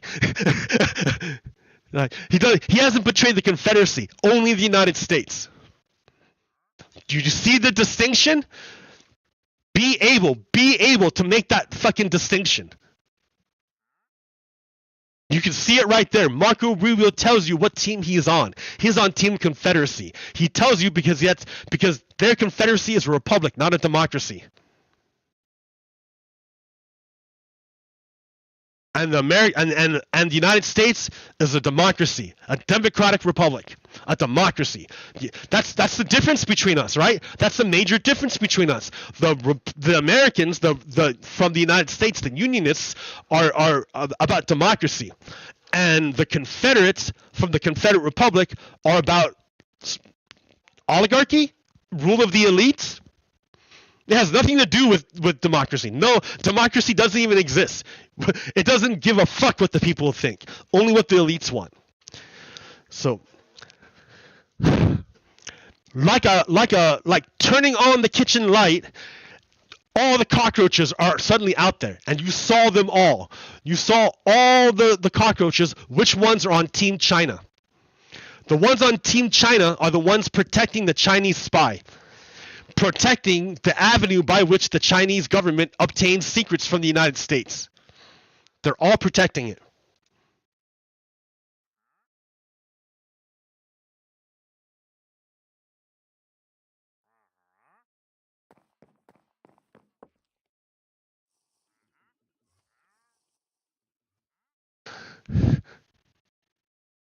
Holy shit, dude, so much. Okay. So I guess there was some more, even worse, that I don't know about.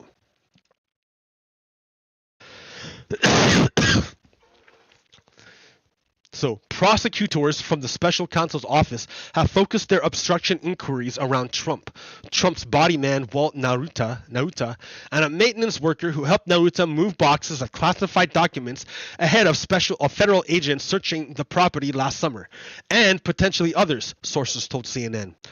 The sources say the maintenance worker is the person who drained the pool that led to the flooding of the IT room where the surveillance footage was held. Remember how I told you the FBI tried to get the surveillance footage from Trump, but it was all erased? I was wrong. It wasn't erased. It was destroyed. How was it destroyed? It was flooded. The IT room got flooded. How did the IT room get flooded? I mean, this guy called the IT guy and asked questions about where the surveillance footage was stored and for how long, and then just accidentally floods that room where the storage surveillance footage is stored. Bring, bring, bring, bring.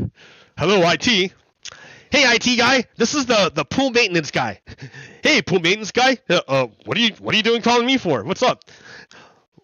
Well, IT guy, the reason why I'm calling is because I just got some questions. The boss wants to know.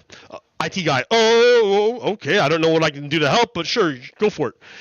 IT pool guy, well, can you tell me where exactly do we keep the security footage? You know, the footage that the footage that records all the movements around Mar-a-Lago. You know that footage?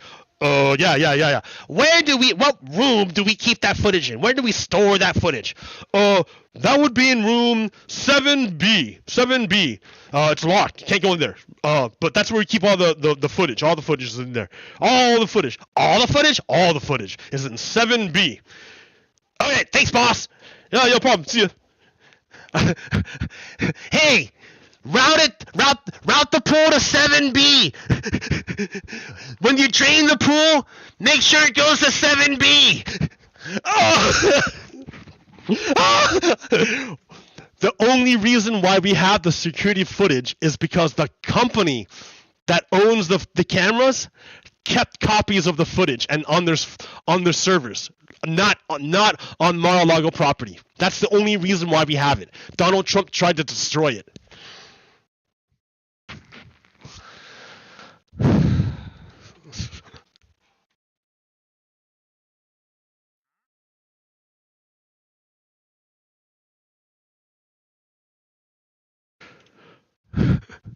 They're on to me. What do we do now? What do you mean, we? Putin's got his own problems right now. Oh shit, Putin's got his problems. Like, his armies are fucking wrecked. His armies are wrecked. The mercenaries are looking like they want to overthrow the government. Because, you know, he relied on a mercenary group. The Russian troops could not take Bakhmut. They could not do it. Russian troops couldn't do it. So he paid a fucking third-party group called the Wagner Group, which is a mercenary group that they're like bloodthirsty. They're like evil. They're pretty evil. They're mercenaries, but they work for dictators. So they're like super bad guys. Mercenaries work for whoever pays them. Rah, rah, rah, right? But come on, dude. There's still morals, right? Like, there's the market, sure, and if you want to make the most money, you have zero morals. But if you can still have morals, you just don't make as much money. Well, Wagner has no morals. They will fucking kill anybody. They will fucking work for anybody if you pay them. So Wagner Group worked for Putin and used their private army and private resources to, like, basically destroy Bakhmut. And it took them forever to do it. Anyways, dude said, all right, we're fucking done. Peace out. And they left. They left Bakhmut right before the Ukrainian counteroffensive, which is going on right now. So, yeah, Putin is fucked. Putin is fucked. He's fucked. He's got nothing. He's fucked. He is fucked. I don't know what else to say. He's fucked. How else can I say it? He's fucked. Ukrainian counteroffensive is going to be widely successful because they're hollow. They got nothing. They put all their resources on, like, the front line to create the hardest line they could. But all you need to do is break one little breach along this ginormous border. And then you're done because it floods through, just like the fucking dam that the Russians blew up. You fucks. I know you did it, Russia.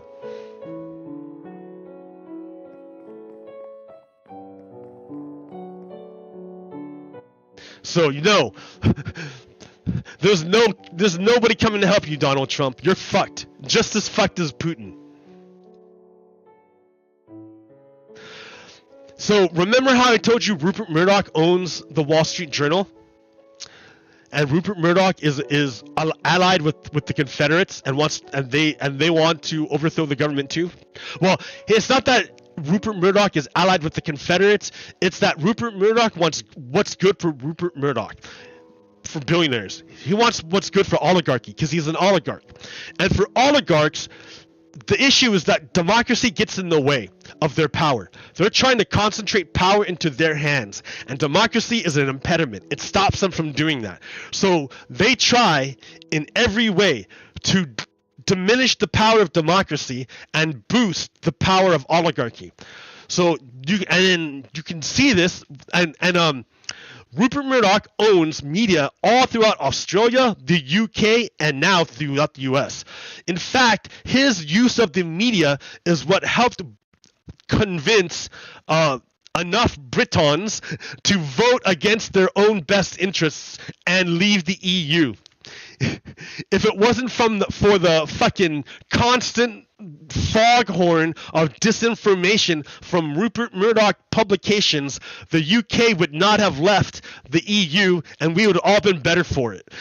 Now the UK economy is fucked. All right. Anyways.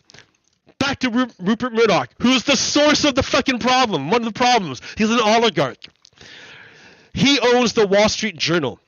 And he made the editorial choice to change he makes the editorial choice as to what the newspaper is going to publish. So and how they're going to frame things, because the power of framing is super important. When you give someone a frame and they accept it, that frame comes with a shit ton of assumptions and prejudices. So whenever you take a frame, you're also taking all these assumptions that come along with it before you even look at the thing you're looking at. Before you even look at it, you've taken the frame, and it gives you certain assumptions ahead of time, and then you look at the thing. So the power of the frame is really important. Rupert Murdoch knows this, and he uses it in the Wall Street Journal. Check it out.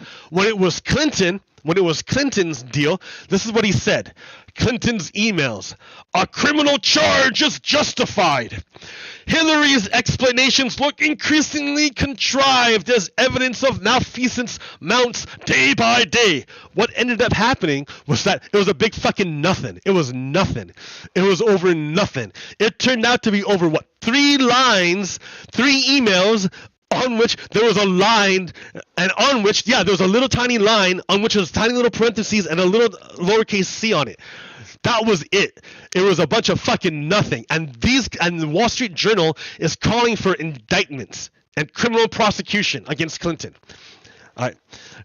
Now we have evidence of Donald Trump exfiltrating U.S. top secrets for Chinese to access and use against the American people.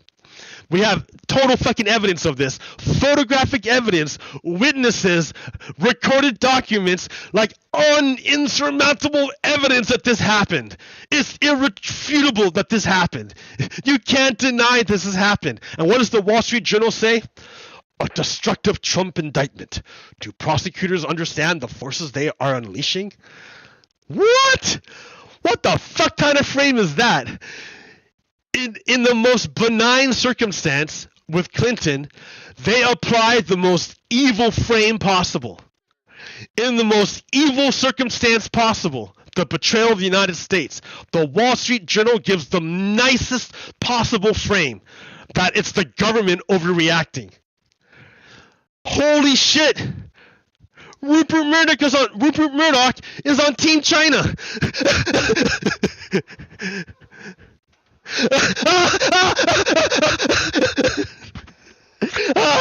It's like a spot. It's like you turn on the light, right? It's like you turn on a light. That's what this indictment is. It's like they turned on a light and all the cockroaches are out and they're scurrying. All the cockroaches are out and scurrying. All you have to do is look, and it's disgusting, dude. It's gross. It's gross. It's gross. But that's the truth. That's the truth of it. If you imagine that you didn't turn on the light. Imagine that you didn't turn on the light and you went and you're barefoot and you fucking run and jump.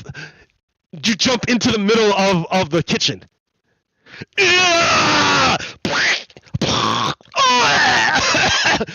Oops, sorry. Oh, yuck! It's gross. It's gross. It's gross. No, it's better to turn on the light so you can see them. Yeah, violence. No, dude. Oh God. Oh. I would crush you. No. Okay. So it's better that you see than if you don't. It's better that you see. Wall Street Journal is on Team China. Fox News, Team China. Here's another thing. Remember how I told you that the Supreme Court is corrupt? Let's look at that. In an important victory, Barack Obama. In an important victory for black Alabamans and voters of color across the country, the Supreme Court has upheld Section 2 of the Voting Rights Act. Redistrict Foundation and Alabama voters showed tenacity in their fight for fair maps, and now Alabama must draw a new, fairer map that is representative of its people. Pretty good, right? Pretty good. In a 5-4 decision, that was like, that totally shocked everybody. Everybody was shocked about this. In a 5-4 decision, 2 two conservative justices, Kavanaugh and Roberts, flipped sides and joined the liberals in protecting one little part of the Voting Rights Act. One little part, just one little part. Not the whole thing, but one little part. And that part was the part that said you have to draw maps fairly. But it's not all hooray, hooray. It's not. No. Like, yeah, kinda, yeah, kinda hooray, hooray, right? Better late than never. Better late than never. However, it's still late. And that lateness is real painful.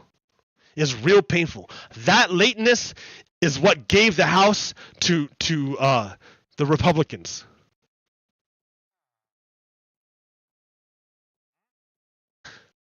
So Mark Joseph Stern says, whoa, the Supreme Court's final decision on the day is a 5-4 ruling that affirms the Voting Rights Act protection against racial vote dilution. Roberts and Kavanaugh joined the liberals. This is a huge surprise and major voting rights victory. Yeah, everyone thought that the corrupt court would be corrupt. Who knows why they decided not to go full on corruption? Maybe they kind of realized that the corruption was their like bare ass was like fucking hanging out there for everyone to see, and they wanted to do something about it. It's way too late to do that. It's way too late. It's way fucking too late. You're a corrupt court. This one ruling is not going to make a difference because it's mitigated. It's mitigated by your earlier ruling where the corruption did its damage. Like this is like a band-aid on a fucking gangrene arm. It also Steve. This is the point that Steve Vladek makes. It also puts into rather harsh perspective the court's unsigned, unexplained order in February 2022 that allowed Alabama to use its unlawful map for the 2022 midterms, like a similar order with respect to Louisiana. So in both of those instances, before the election, there was already a court case that said these fucking maps are bullshit, dude. You can't be using these maps. These maps are like totally rigged in a way to fuck us over. Do you know what they're talking about? Let me go find it real quick. Like when they talk about diluting the vote, gerrymandering. There it is. Fucking first thing. When they talk about diluting the vote, this is what they mean. They mean about drawing the lines in a certain way that makes it so that they can hold on to power with less people. So in Alabama and in Louisiana, the racist people, the Confederates who hold on to state power in those states, drew a map. They don't have it. They don't have. Numerically, there's less Confederates than there are Unionists. Less Confederates than Unionists. However, Confederates hold on to government power. And since Confederates have government power, they get to draw the lines. So they drew the lines exactly like this. You see how there's more blue than red? You see how there's way more blue than red. So what the red did was it drew the lines in a special way to make sure that all the blue people were all packed into one district here. And all the other blue people were diluted into all the rest. That way you completely eliminate the power of the blue people. So in this way, so if you look at this ratio, it's roughly like 2/3 blue to 1/3 red, roughly. I don't know, right? 2, 4, 1, 2, 3, 4, 5. Well, so yeah, okay. So no, it's like no. It's 2/5 blue or 2/5 red and 3/5 blue. The blue are in the majority, but the red have political power. So they drew the lines. Look at this is District 1. One red person. 1, 2, 3, 4, 5, 6, 7, 8, 9 blue people. That's District 1. District 2. One red person. 1, 2, 3, 4, 5, 6, 7, 8, 9 blue people. That's 2 districts. And who's going to win? Blue people.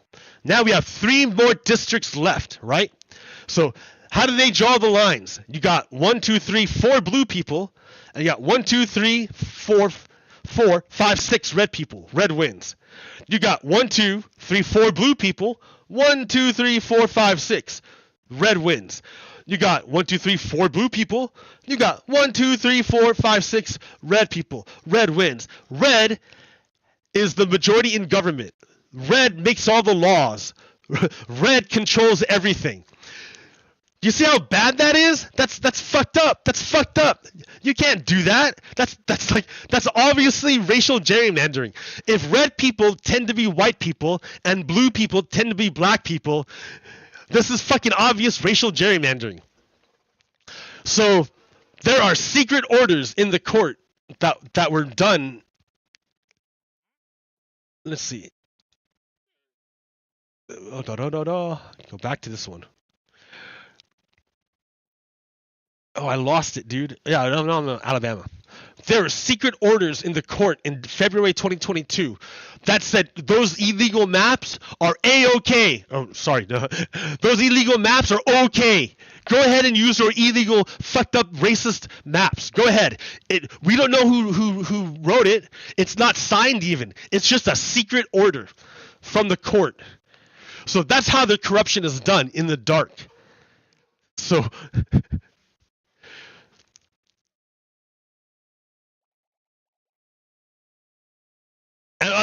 unsigned, unexplained order. Oh, so yeah. So they let the Confederate States use those racist maps, and the result of the racist maps were that the Confederates won the House of Representatives. They won the House of Representatives because of the use of the racist maps by the House of the by the Confederate States. That was allowed by a secret court order. After that election was already over, it's already done. It's already over. Now they're gonna allow for the maps to be redrawn after the election's already over and the House has already been set and everything's been done.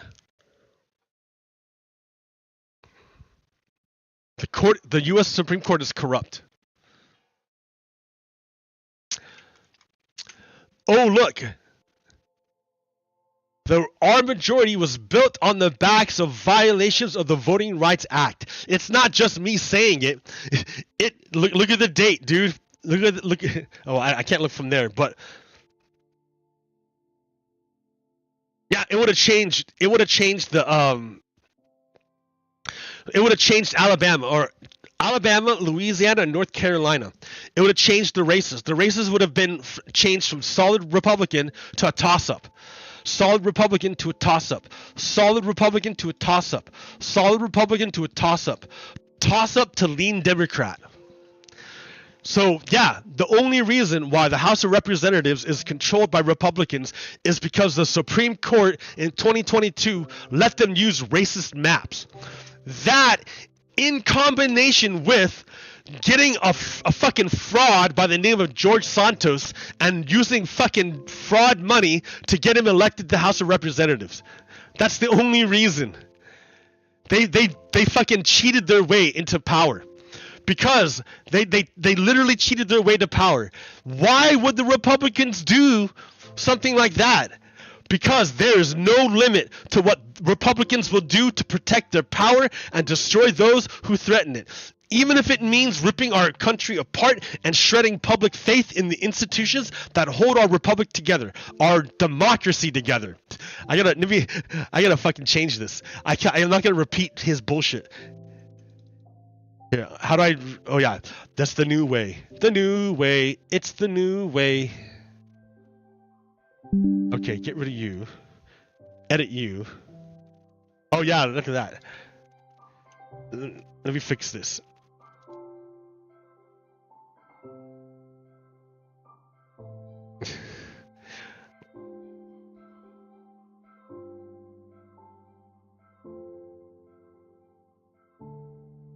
Oh, don't erase all. Just erase this guy. Oh, I can't erase it. So I'm going to use white. White, right here.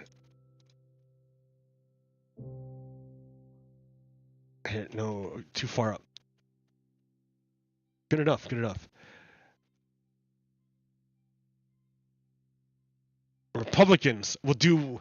There's no limit to what Republicans will do to protect their power and destroy those who threaten it, even if it means ripping our country apart. I'm gonna change that. Fix that.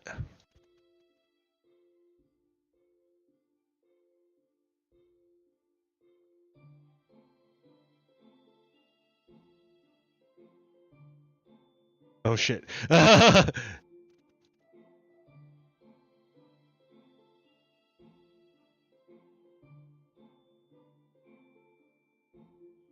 There we go. You can't even read it. Come on, dude. I can do better.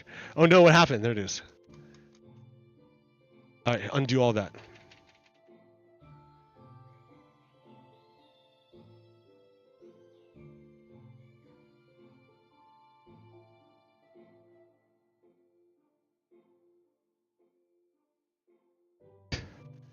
I should do it in red.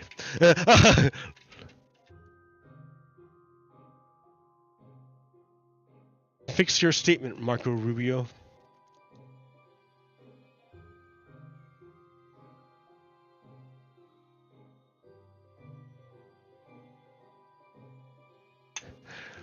There's a spy base in China, or there's a spy base in Cuba, and Marco Rubio is defending it.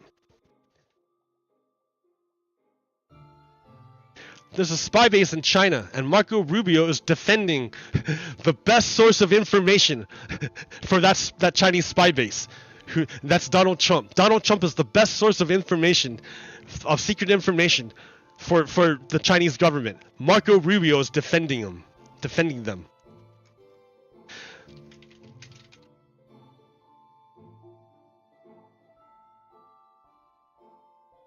I'm not making it up. I'm not lying. I'm not lying at all, dude. I'm showing you what's there. Marco Rubio is protecting a Chinese spy base in Cuba. Wow. Wow. That's amazing. Holy shit.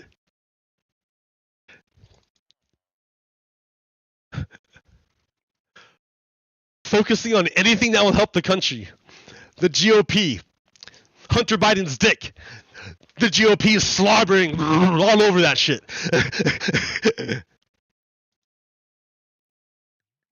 It's true, dude. It's true. If you point out, to the revelation that of the indictment, that Donald Trump was fully aware that he was hiding things willfully from the FBI, what does the Republican Party do? Talk about Hunter Biden. Is it really like that, or it's because they're on Team China and they're trying to protect the Chinese asset? I think they're trying to protect the Chinese asset. That's what's really happening.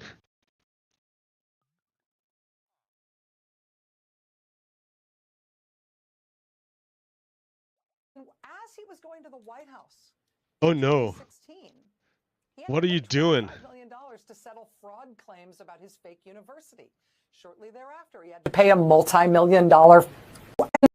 As he was going to the White House in 2016, he had to pay $25 million to settle fraud claims about his fake university. Right? Shortly thereafter, he had to pay a multi-million-dollar settlement to shut down his fraudulent fake charity. Yep. His business has been criminally convicted as a fraud. His CFO just got out of Rikers. His campaign chairman served time in federal prison as a fraud. His campaign manager is awaiting trial as a fraud on fraud trials. Like, with a person with that kind of track record, are we surprised that the person at the middle of all of that has been indicted? No, it is not surprising. What is surprising is that we put that person in the White House. Right? How is that even possible? How is it even possible that a person like that could become president of the United States? Only if they had the backing of the Confederacy, the white supremacists, right? Because that kind of guy is exactly what they're looking for. And if they had the power of the backing of Russia, the Russian government. I think you should read the Mueller report and the Senate Select Intelligence Committee report on Russian interference. It would do you good. Let me close that.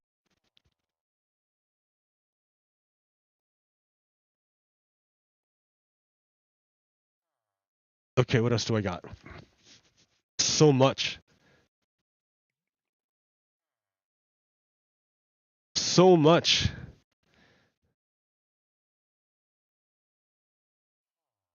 John Durham. I don't want to. That's such a long thing. I don't want to do. I don't have the energy for it. These are all just like screenshots from the indictment.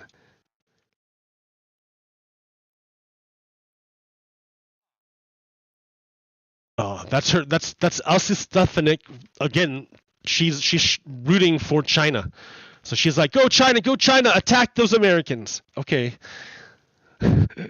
Trump and Trump Attorney 1 then discuss what to do with the Redweld folder containing documents with classified markings and whether Trump Attorney 1 should bring them to his hotel room and put them in a safe there. During that conversation, Trump made a plucking motion, as memorialized by Trump Attorney 1. He made a funny motion, as though, well, okay, why don't you take them with you to your hotel room? And if there's anything really bad in there, like, pluck it out. And that was the motion he made. If there's anything really bad in there. So that's mob speak. That's how mob people do it, right? They need plausible deniability. So he will never ever say outright what crime to do. He will leave it to you to infer what he means. And if you're not the kind of guy that can infer what the mob boss wants, then you don't work for a mob boss.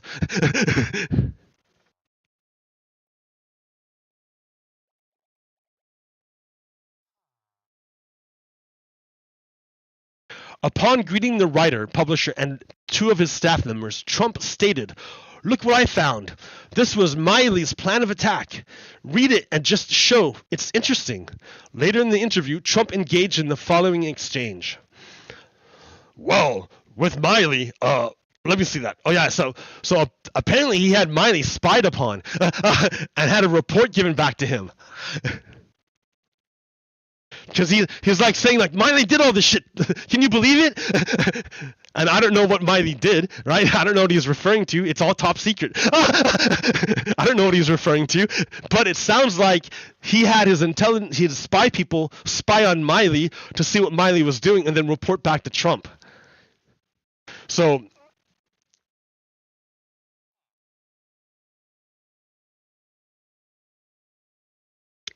it's like right here.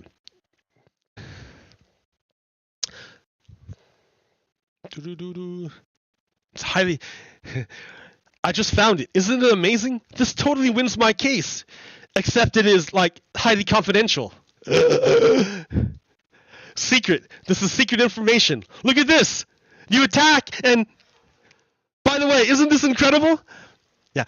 You see the ... That means we're not going to tell you what he said. Because it's a secret. You dumbass. Like this guy. He's like, yeah, look at this secret. I'm not supposed to tell you this, but blah, blah, blah, blah, blah, blah, blah, blah. And it's recorded.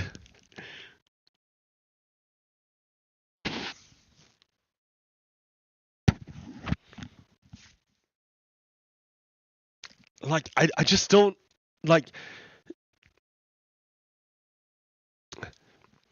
this was done by the military and given to me. I think we can probably, right? We can probably, right? I don't know. We'll see. We'll have to see. Yeah, we'll have to try to. Trump, declassify it. Staffer, figure out. Oh, yeah. Trump, see, as president, I could have declassified it. Staffer, yeah. Trump, now I can't. But this is still a secret. I still have this classified information that I'm not supposed to have. He admits his crime on tape. I'm trying to make this as clear as possible to anyone who might be confused about what's going on in regards to Donald Trump. I've tried to be clear to you and straight with you that Donald Trump is a traitor and a fascist since 2018. I've done everything I possibly could. I wouldn't say possible. I wouldn't say everything I possibly could. I did a lot, all right? I've done a lot. Like, this guy is an existential threat to the United States.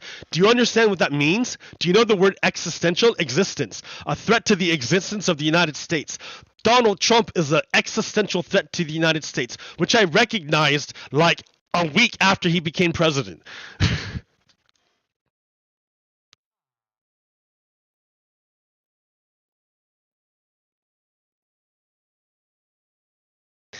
At the time of this exchange, the writer, the publisher, and Trump's 2 staff members did not have security clearance or any need to know any classified information about a plan of attack on country A. In other words, he had no reason to have that document. And yet there he was, knowing that it was secret, knowing he couldn't declassify it, knowing he shouldn't have it, and he is showing it off to everyone. Because I guess egomaniacs get off on that kind of stuff.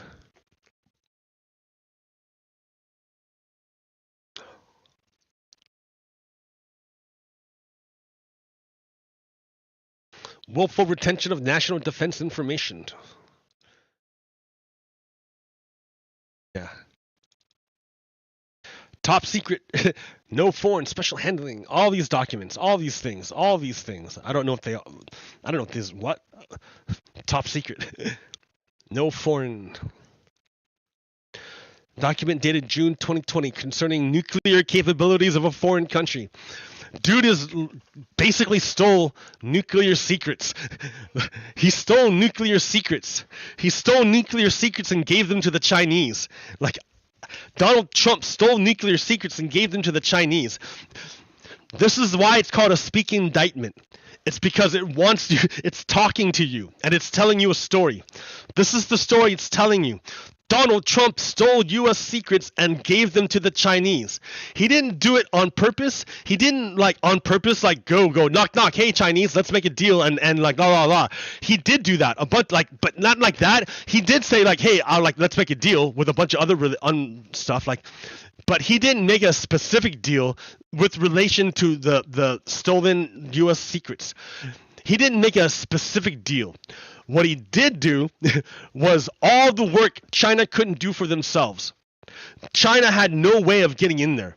There's no way China could have gotten any of that information out. It was all Donald Trump's doing to get the information out and put it in a place where the Chinese government can get to it. They couldn't get to it before. Donald Trump put it in a place where they could get to it. That's what it is. That's what it is.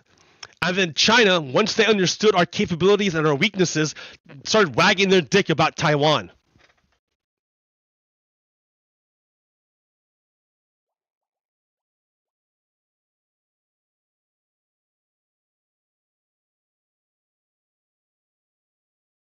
And this is the fucking big ass subpoena, dude. That's Donald Trump inciting a riot. Remember, he's calling to a shadow army. Donald Trump has been trying to cultivate a shadow army of fascists and white supremacists to rise up upon his bidding when he calls to them. There's no official document. There's no written fucking chapter to it. There's no formal organization to it. It's a shadow army. It's a shadow army. And he calls to it like this. So he's calling to a shadow army to come rescue him in Miami on Tuesday when he's arraigned for federal charges. And Clay Higgins made the same call, remember? Calling for civil war. He called for an eye for an eye. Remember, Clay Higgins wants a race war.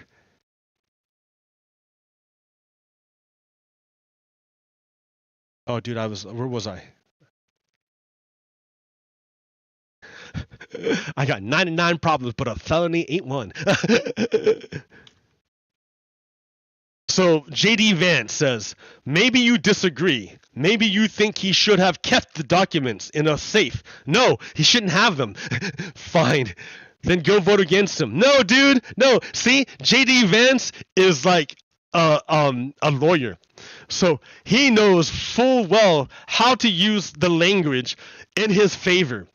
Do you see him? Did you see his fucked up, like, bullshit, fascist bullshit, fucked up thing he did? Look, here, I'm going to point it out to you. So he gave you a bullshit frame and expects you to buy it. He gave you a bullshit frame. I'm going to show you how he did it. So remember, we know that Donald Trump stole top secret documents out of the United States and kept them in a place that was not safe. And he knew he stole them because he directed his people to hide them from the FBI when they came. So we know this is what happened. So JD Vance is trying to take what we already know and then do a trick called reflexive control. It's a Soviet trick that the Americans like have their own version of it. The Soviets call it active measures. Americans call it reflexive control. Reflexive control. He's trying to make it appear as if he's giving you the options, but those options that he gives you were already chosen by him, so that no matter what you choose, he's already gotten you. The fact that you even bothered to choose means he's got you. So it's a way of tricking your opponent, of getting your opponent to give up mind space on important fronts. You gotta understand the battle's on not just physical, dudes. There's multiple fucking dimensions. So JD Vance is on Team China, and he's using reflexive control to trick the people into accepting a bad frame. We already know Donald Trump stole U.S. top secret documents and put them and set them up in a way that Chinese government could get to them. So we already know this, but he wants to break that. He wants to move away from that and change it completely. The way he does it is that he says, maybe you think he should have kept the documents in a safe. No, dude, no. Do you see? That's a false choice. That's a false choice. He's saying, I will accept this thing that you've given me. But we never gave him that thing. He just presented it and then kept going with it. It's bullshit. It's bullshit. So everything after that is bullshit. He's saying... So he says, I try to understand left's perspective. No, he doesn't. But on this question, throwing Trump in prison over, it's not a political issue. Why, see, it's a bullshit frame. It's not political issue. No politician's fucking going after him. It's the Department of Justice. It's not the person that Joe Biden picked to be Attorney General. It was a fucking independent special counsel. Independent. Keyword, independent. Independent. Independent. Independent. So JD Vance, evil lawyer, is using his powers of language to twist the truth, to fuck up the truth in order to paint a better picture for who? For Donald Trump and the Chinese government. So yeah, I think he recognizes the kitchen light was turned on and all the cockroaches got caught out. It's too late now. It's too late now. You guys can't go back now. We got you. We see you. You can't hide anymore.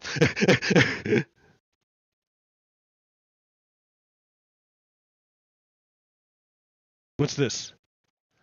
While defendants ask SCOTUS to hear and overturn appellate rulings upholding DOJ's use of obstruction of an official proceeding felony in more than 300 January 6 cases, DOJ counts wrong and missed deadlines. Okay, I'm sorry. While defendants ask SCOTUS to hear and overturn appellate ruling upholding DOJ's use of obstruction of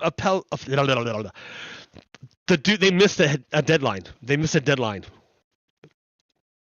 Because there's over 300 cases that they're on, and they're getting challenged in all 300 of them. And all 300 cases have their own fucking deadlines for shit. But a lot of these cases are related to each other. So they're tied together, so you can't move on one until something else on another has been resolved.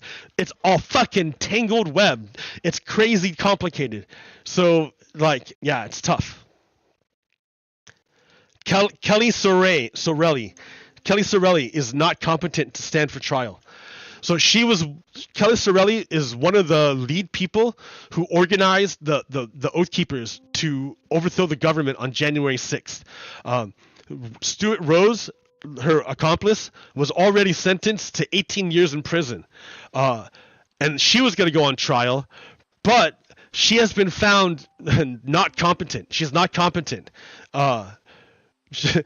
She's like not competent by both her defense and by the government. The government agrees that she's not competent to stand trial. So I don't know what they do with people like that. I mean, like, does she get a free pass, or do they just wait till she is competent? Like, how does that work?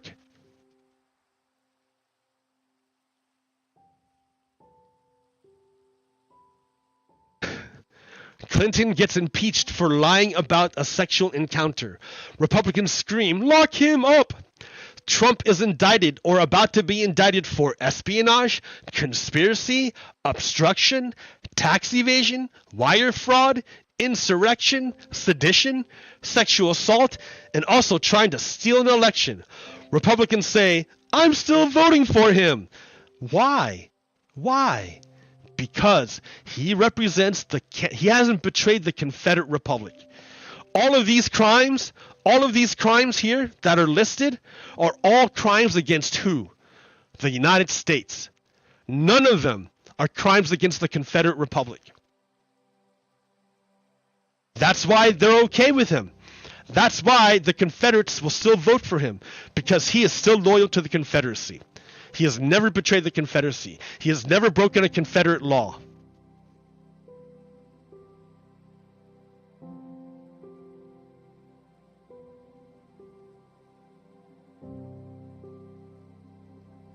By the way, if you're keeping track, Trump now faces 71 felony charges across 2 criminal convictions.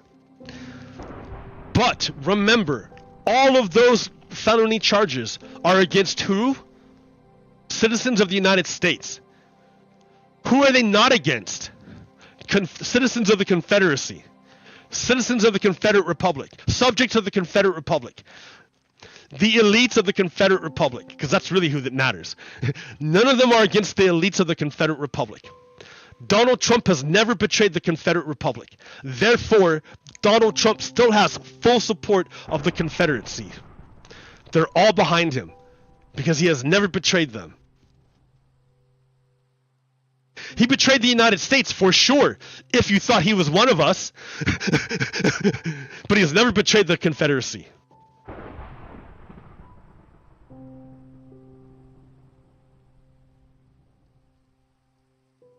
Marco Rubio, Rachel Maddow. Every Republican coming to Trump's defense with a security clearance should be stripped of it, since they are perfectly fine with America's most highly guarded secrets being thrown around at a country club. Not to mention secrets entrusted by our allies to us. This is appalling. By Olga Lotman. Right? Why do you have security clearance if you're so fucking cavalier with it that, like, you don't mind that they're basically a Chinese asset, a Chinese government asset, exfiltrated a bunch of U.S. secrets and gave them to the Chinese? Not like directly, but more or less, right? Like I'm just gonna go into this place that you can't get into and then just leave them around my house and forget about it. Oh well, I don't know what's happening behind my back. I guess I'm okay with it. Since I don't know what's happening, the Chinese are all going behind my back, I guess I'm not guilty of it. Oh well. Just like a fucking mob. Just like a mob.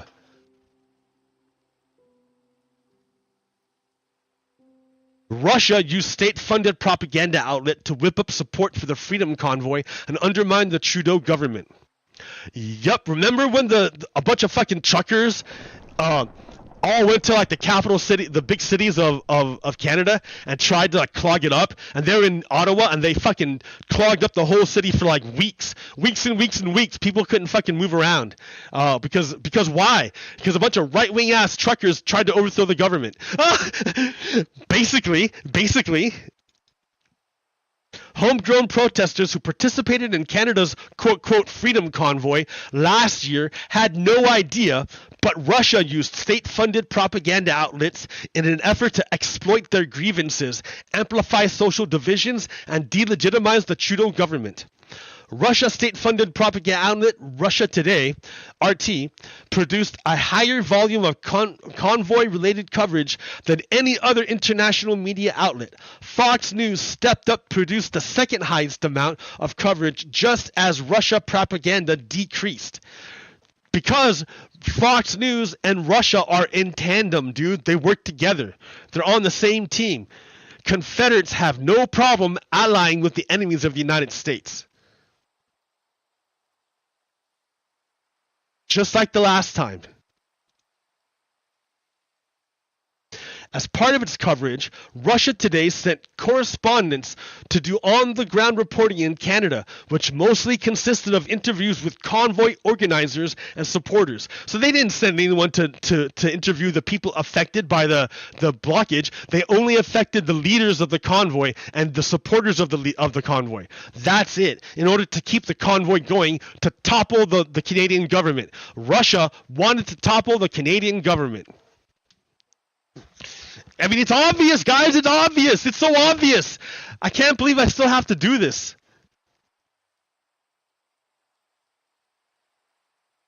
As the U.S. Department of State explains, outlets like Russia Today disguise themselves as conventional media outlets to provide disinformation and propaganda support for the Kremlin's foreign policy objectives. They were promoting Black Lives Matter and Blue Lives Matter rallies on Facebook. The Russians promoted both rallies. They tried to get both rallies to fight each other. They would fucking make groups and then have the groups meet at the same place in order to get them to fight each other. The fucking Russians did it, dude. Why? Because Russians love chaos in the United States. That's exactly what they want. It's information warfare. War is being conducted on multiple dimensions and levels. I don't know how to. I just repeat it. Keep repeating. Okay. Propagandists conspired to infiltrate BLM groups. For example, in one case, they insulated themselves into a Baltimore group, contacting local activists who pretty quickly figured out that something was wrong. Russia had also produced, so they literally tried to infiltrate like groups physically. Like, fucking A, wow. Russia has also produced and amplified media reports, created deceptive social media personas, and more. They work both sides of the divisive issues by providing support for protesters while also inciting violence against them. Hey guys, why don't you go out and protest? Hey guys, why don't you go out and kick their asses? Wow, dudes, wow. That's what Russia was doing. That's what Russia was doing. They were fucking with us. What else? No other way to say it. They were fucking with us. And they fucked with Canada too, dude. Not just with us, but with Canada.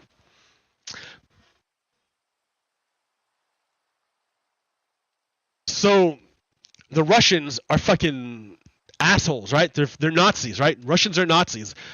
Gotta understand, like, I don't know, maybe the entirety of Russian history has always been imperialism. I don't know Russian history. I'm not a guy. I don't know Russian histories. I don't know it. But I know a lot of European countries are afraid of Russia. And I know recent history of Russia is all about imperialism, which is why their neighbors would be really afraid of Russia.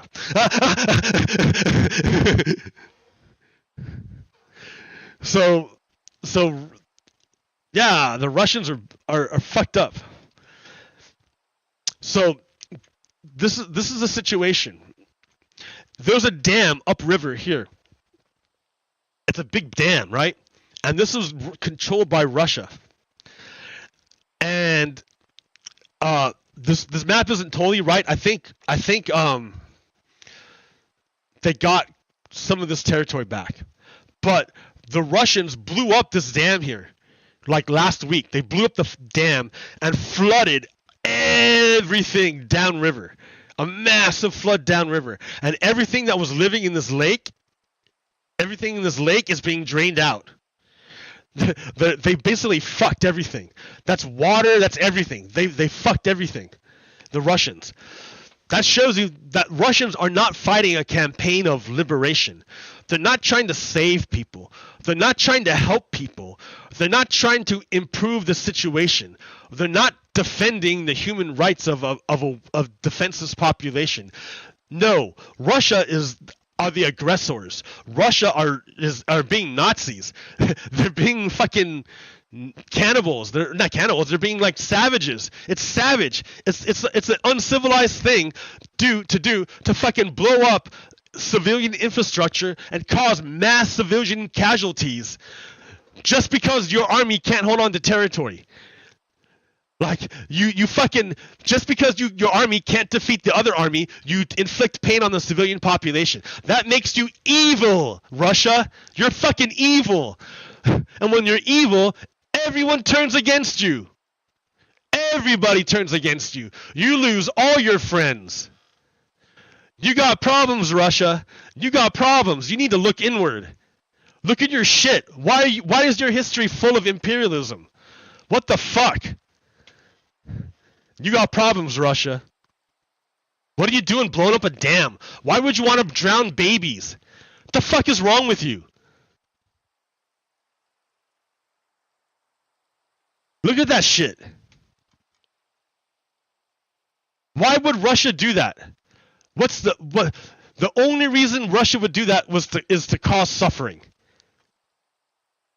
Well, people who cause suffering, we call them sociopaths, and we institutionalize them and put them away from the general population because they're dangerous. Are you a nation of sociopaths, Russia? Because that's what fucking sociopaths do. That's like a mastermind criminal thing. They write comic books about shit like this.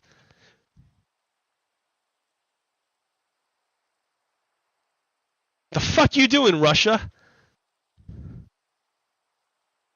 Are you like testing the waters? Are you gonna get worse? Do you want retaliation? The fuck is going on?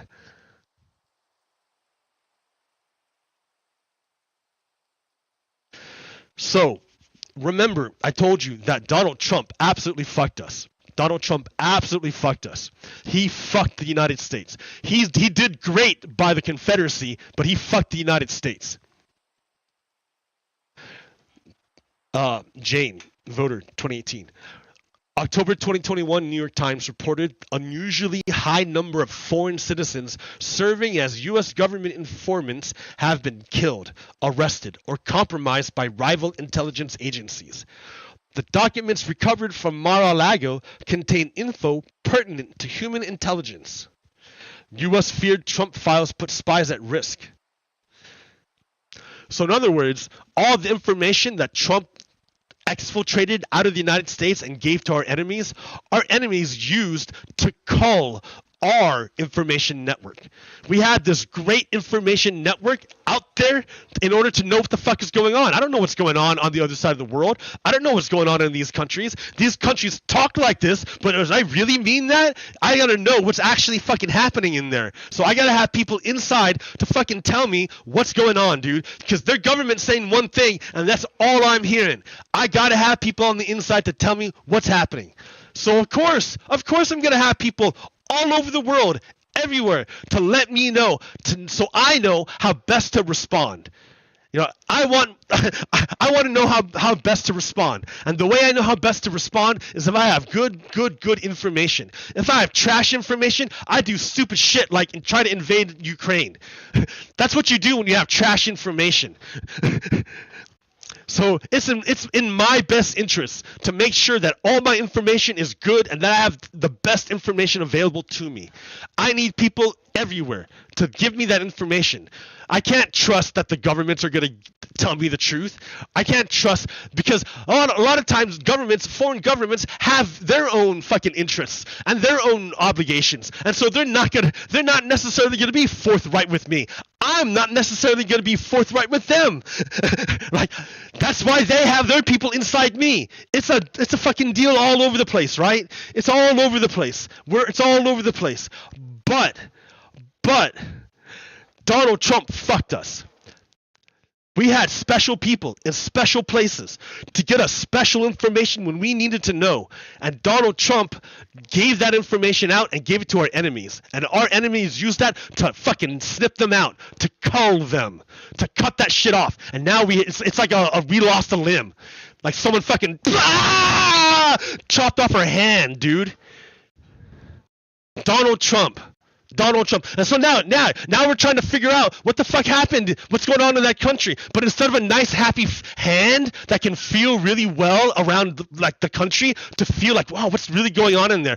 Their country's saying one thing, but I can feel with my hands in their country that they're not really meaning that. That's for domestic consumption. So if I just play it off and be cool, it's not even aimed at me. It's aimed at everyone else, right? But now Donald Trump fucking gave this information to our enemies. Our enemies came off and fucking chopped off our hand. They fucking chopped off our hand. We got a stump. We have a stump inside our enemy now, or inside this country, and we're trying to figure out what's going on.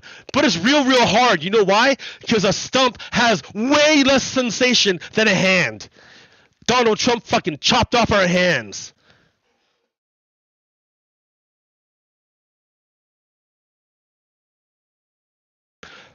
Captured, killed, or compromised. CIA admits to losing dozens of informants. Counterintelligence officials say in a top secret cable to all stations and bases around the world that too many of the people it recruits from other countries to spy for the US are being lost.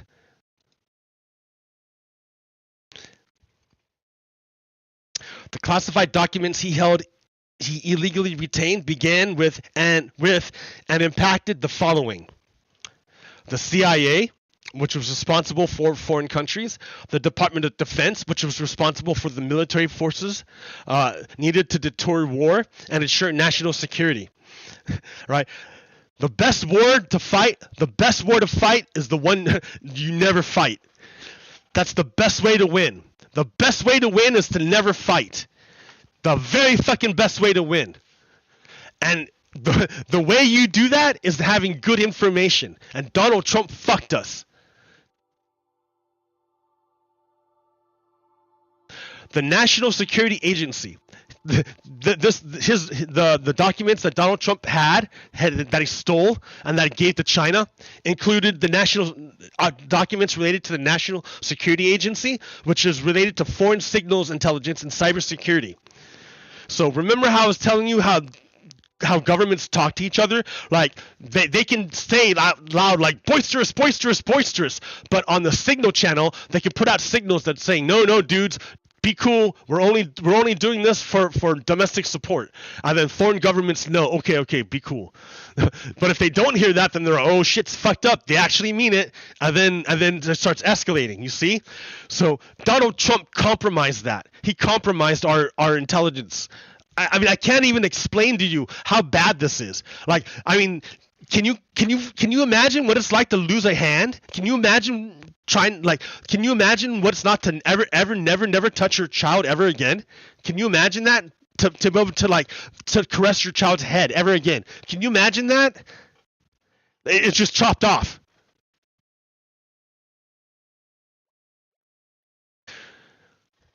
The National Geospatial Intelligence Agency, which was a combat support agency within the DOJ. This all affected the National Reconnaissance Office, which is our space-based surveillance. The Department of Energy, maintaining a safe, secure, and efficient nuclear deterrent. Our nuclear capabilities, dude. He had information regarding our nuclear capabilities in Mar-a-Lago for Chinese spies to peruse. The Department of State and Bureau of Intelligence and Research, which was responsible for protecting and promoting United States security and providing intelligence to inform diplomacy and support United States diplomats. That was from headlines from the New York Times and one page from the indictment, which has been unsealed. And anyone who can read it. I strongly recommend it unless you want to be willfully ignorant.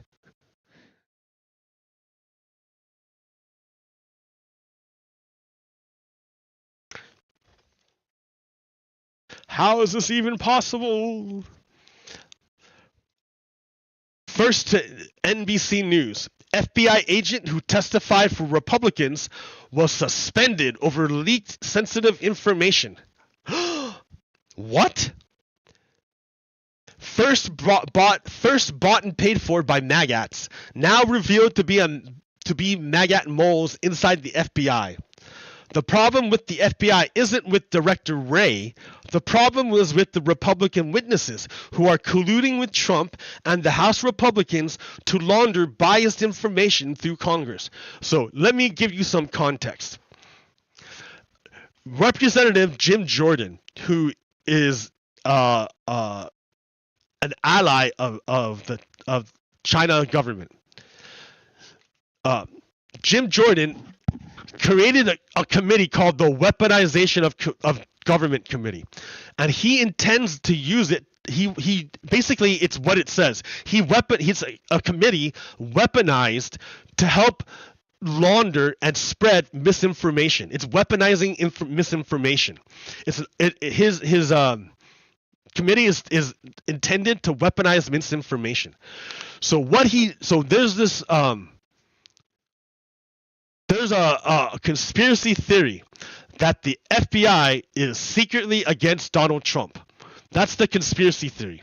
Inside the that the Republicans, the Confederates, want to weaponize and push out there that the FBI is corrupt. Because remember, why do the Republicans want to weaken and criticize the FBI?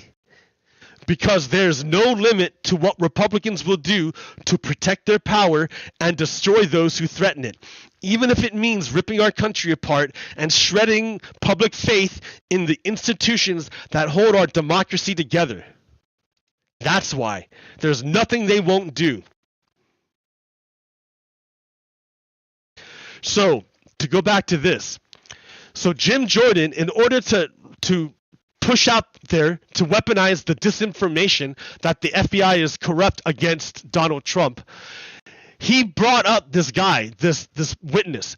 And this witness says, I used to be in the FBI. I'm a whistleblower. I'm going to blow the whistle on the corruption I saw inside the FBI. And Jim Jordan, who wants to weaponize government, says, yeah, dude, you come onto my committee that weaponizes information, and I want you to tell your story that's going to destroy the FBI, because I want to destroy this institution. So you're going to tell your story, which will destroy the institution of the FBI, and tell us this crazy, crazy story about how the FBI is secretly against Donald Trump. Well, turns out that guy who was going to come testify as to the corruption of the FBI is himself corrupt. He was kicked out of the FBI. He was kicked out of there for being a fucking corrupt guy. Remember, a couple months ago, there was that former FBI agent that was arrested because he worked with a fucking Russian oligarch and he protected Donald Trump. If anything, there's a pro-Trump faction within the FBI that protects him. How could he get by so many years with all this fraud, if not for corruption in high places within the FBI?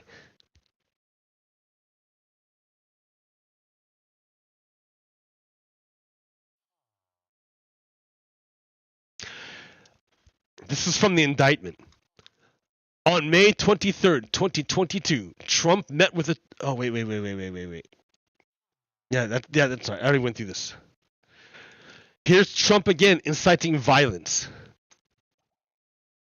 So, new. Trump in Georgia hinting at violence. Quote, quote, our people are angry. Whose people are angry? The Confederate people are angry. The Confederate people are angry. Donald Trump says the Confederate people are angry. And he's telling the Confederates. He's saying, and sometimes you need strength. You have to have strength, more than just normal strength. And we have to get a change because we're not going to have a country left. That's right. That's right. The Confederate nation, the Confederate Republic, is facing an existential threat. It's going to lose its grip on the federal government. If more people get to vote, That's why in Confederate states they work real hard to restrict voting, because Confederates don't want people to vote, right? So they don't. There's no democracy in Confederate states, right? So they work real hard to stop people from voting in Confederate states. So they know that if democracy comes to America, they're done for. They're done for. That's why they have to fight so hard against democracy and against the United States, because the existence of their country is at stake. It wasn't destroyed the first time, but this time it's going to be destroyed, and they know it. Just as it's an existential threat again for the United States is an existential threat for oligarchs and Confederates and fascists.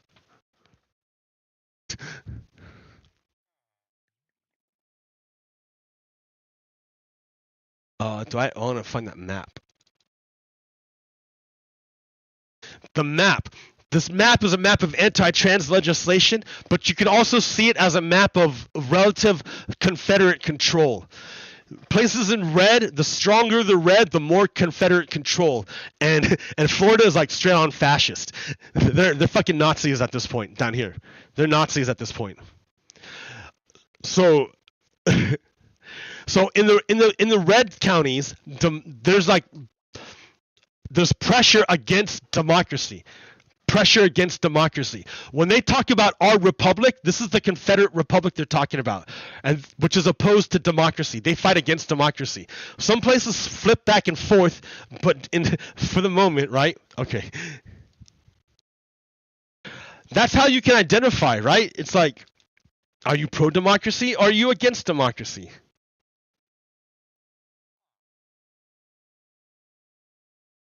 So here's Trump again.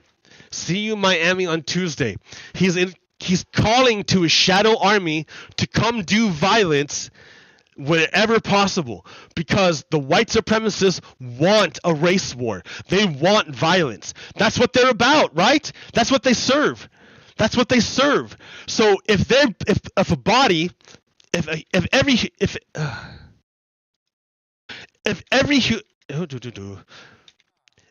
every human is a portal, if every human is a portal, and violence is only a concept, it's only a star shining in the void. That's all it is. Maybe it's a bunch of stars, and maybe it's a constellation.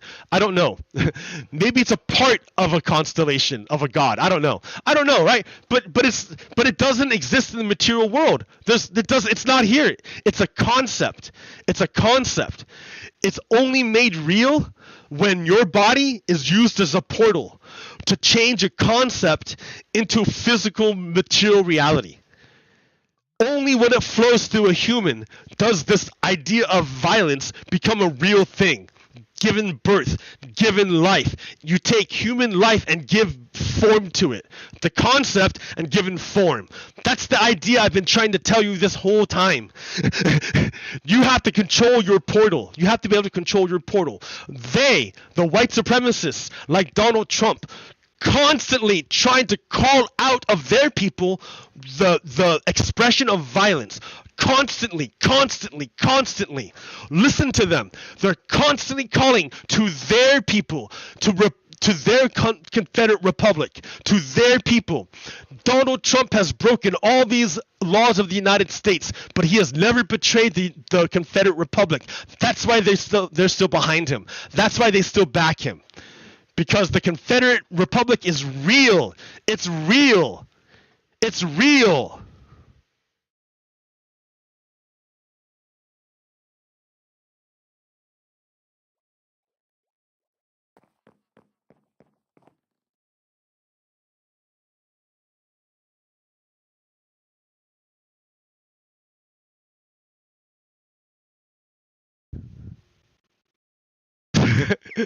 The lock her up crowd is freaking out about lock him up. See? Pronouns do matter.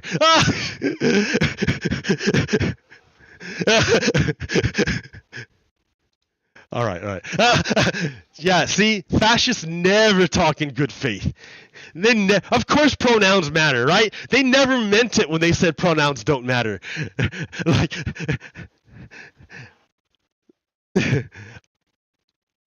I mean, wait. Oh yeah, they all got crazy about pronouns. They were always getting crazy about pronouns. Anyways, man, wow, that was like harsh. For me, it's kind of like eye-opening. Because I don't think I ever really accepted it for myself. Like,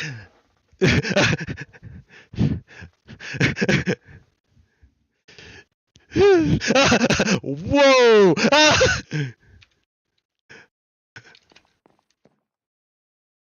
Oh, he's still alive. Good, he didn't get attacked by a zombie.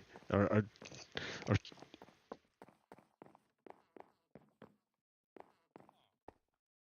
Hey, friend. Oh wow, dude. Oh wow.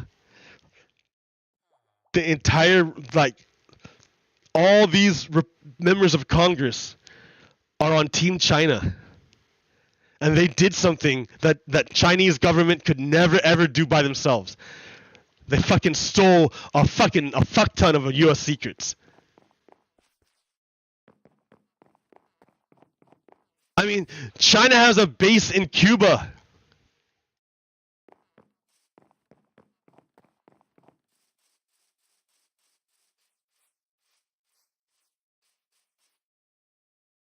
I don't know, just sit with it, right? Just sit with this. That Republicans, that within the United States, there exists an entity called the Confederate Republic. You can deny it all you want, but they fucking know about it, and they believe in it. Like, they have their own people, they have their own laws, they have their own organization, they have their own morals, they have their own myth. It's a thing, guys. It's a thing. It doesn't they have territory. Fuck, dude, they have territory. They have territory.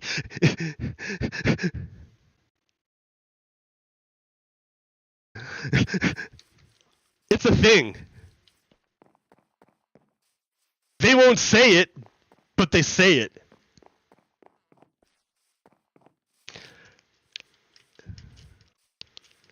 And they want war. They want violence. They're pushing for it. In Oregon, they're trying to overthrow our democracy here. The Republicans can't win a majority. They can't win a majority, and they're not able to compromise, make any kind of discussion or compromise with the Democrats. So they're gonna since they don't have enough power from the people have not given them enough power. The people haven't given them the power. So since they can't get the power from the people, the Oregon Republicans have chosen to illegitimately seize power for themselves. They just stole power from themselves, and they stopped the legislature from working. They've done this 5 years in a row. It's not a one-off thing, dudes. They did it 5 years in a row. They fully intend on overthrowing democracy, enforcing their minority rule over everyone else. The people did not give them the power, and yet they took the power. That makes them illegitimate. They're going to get kicked out next year because Oregon passed Measure 13, which said that if you have more than 10 unexcused absences, you can't come back. And yet, Republicans are already fundraising to overturn that law. So why? Is it because the law is bad? No! It's because they want to keep stopping the legislature from working. They want to keep stopping democracy from working. They want to hold on to their illegitimate power that they seized. Right? Why? Because they're not loyal to the United States. They are a republic of elites that are fundamentally opposed to democracy. They will never, never, never abide by democracy. If abiding by democracy means they lose power, they will overthrow democracy, which is what they do every fucking time. Because they're Nazis. They are descendants of slaveholders. They're descendants of slavers. That's literally what they descend from. They're literally from fucking slavers. The worst people on the planet. Slavers. The worst human imaginable. Slavers.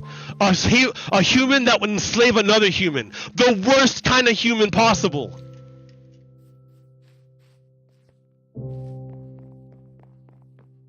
That is from where they descend. That is their ideological root.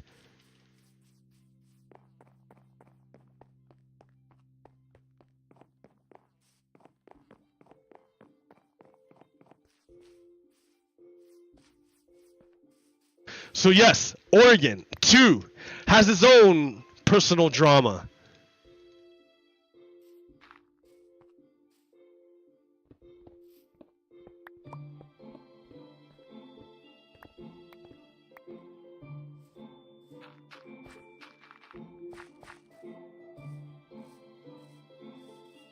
But, as always, we will overcome.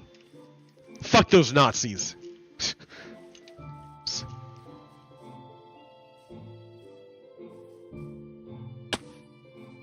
Alright, so I don't have anything, like, neat to show you. I mean, like, this no happy thing. Sorry. I have, like, this pretty structure I made. It's took all my energy. But yeah. I'll keep working on it. I'll keep working, but I think things have changed. I think something's changed.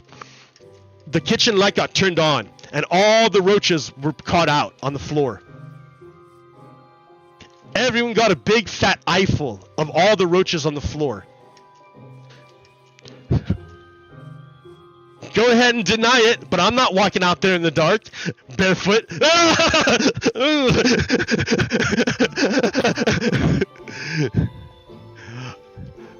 Alright, America, this is gonna be a dude, it's gonna be crazy. One crazy summer. Well, how many crazy summers have we had? Alright, before I go, this is actually important. Canada is fucking burning. Canada is burning, dudes. Why? Because that's what's gonna happen to the rest of us. Like this is gonna come down here any day. I'm like any day. I have absolute fucking certainty it's gonna come down here any day, and all the fucking beautiful forest all around me is gonna go up in ashes and flame and burn and die. Why? Because we're not fucking doing anything to stop it. Like, what are we doing to stop it? I guess it's hard. It's hard when like literal white supremacist Nazis are trying to overthrow your government. I kind of get it, right? That's why I need you to wake up and recognize what the fuck is going on and how deep is this thing that's going on. It's not just a superficial like neighborhood deal. It's fractal. It's fractal. I guarantee it. It's fractal. Learn what fractals are, understand it, realize this is a big fractal hologram we're in, and every action you make reverberates throughout everything. Every act of hate, every act of love reverberates. And as above, so below, or something. I don't know. It's what it kind of feels like. The big and the little are related, a lot in a lot of ways. So if you also get off the alien trip. Get off the alien trip. There's no fucking aliens. No alien is gonna move through physical space-time across the vast dimensions of space-time, the vast distances in a machine like that can break down in our atmosphere. It's not gonna happen. That's not gonna ever happen. 95% of UFO sightings are military aircraft, and the other 5% are weather phenomenon. I guarantee it. Don't go looking to aliens to save us. Aliens aren't going to save us. Aliens aren't going to do it. That joke about the alien mind virus was a joke, dude. I was joking. Our ancestors came up with language. Our ancestors worked through time and energy over millennia and over untold hours to come to make our beautiful language, the way we're able to express and make these vibrations. It's kind of amazing, right? We have the ability to create vibrations in air that conjure images in the brains of other people of our species that's attuned to the same language. We create images and transmit information. Nothing's touching there except the air.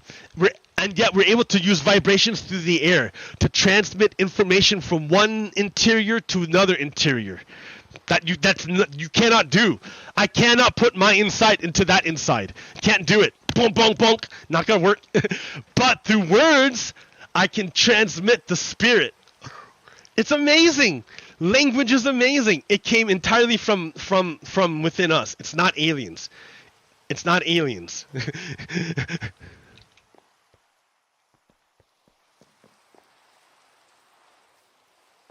All right then. Woo! I want that one to be eye-opening.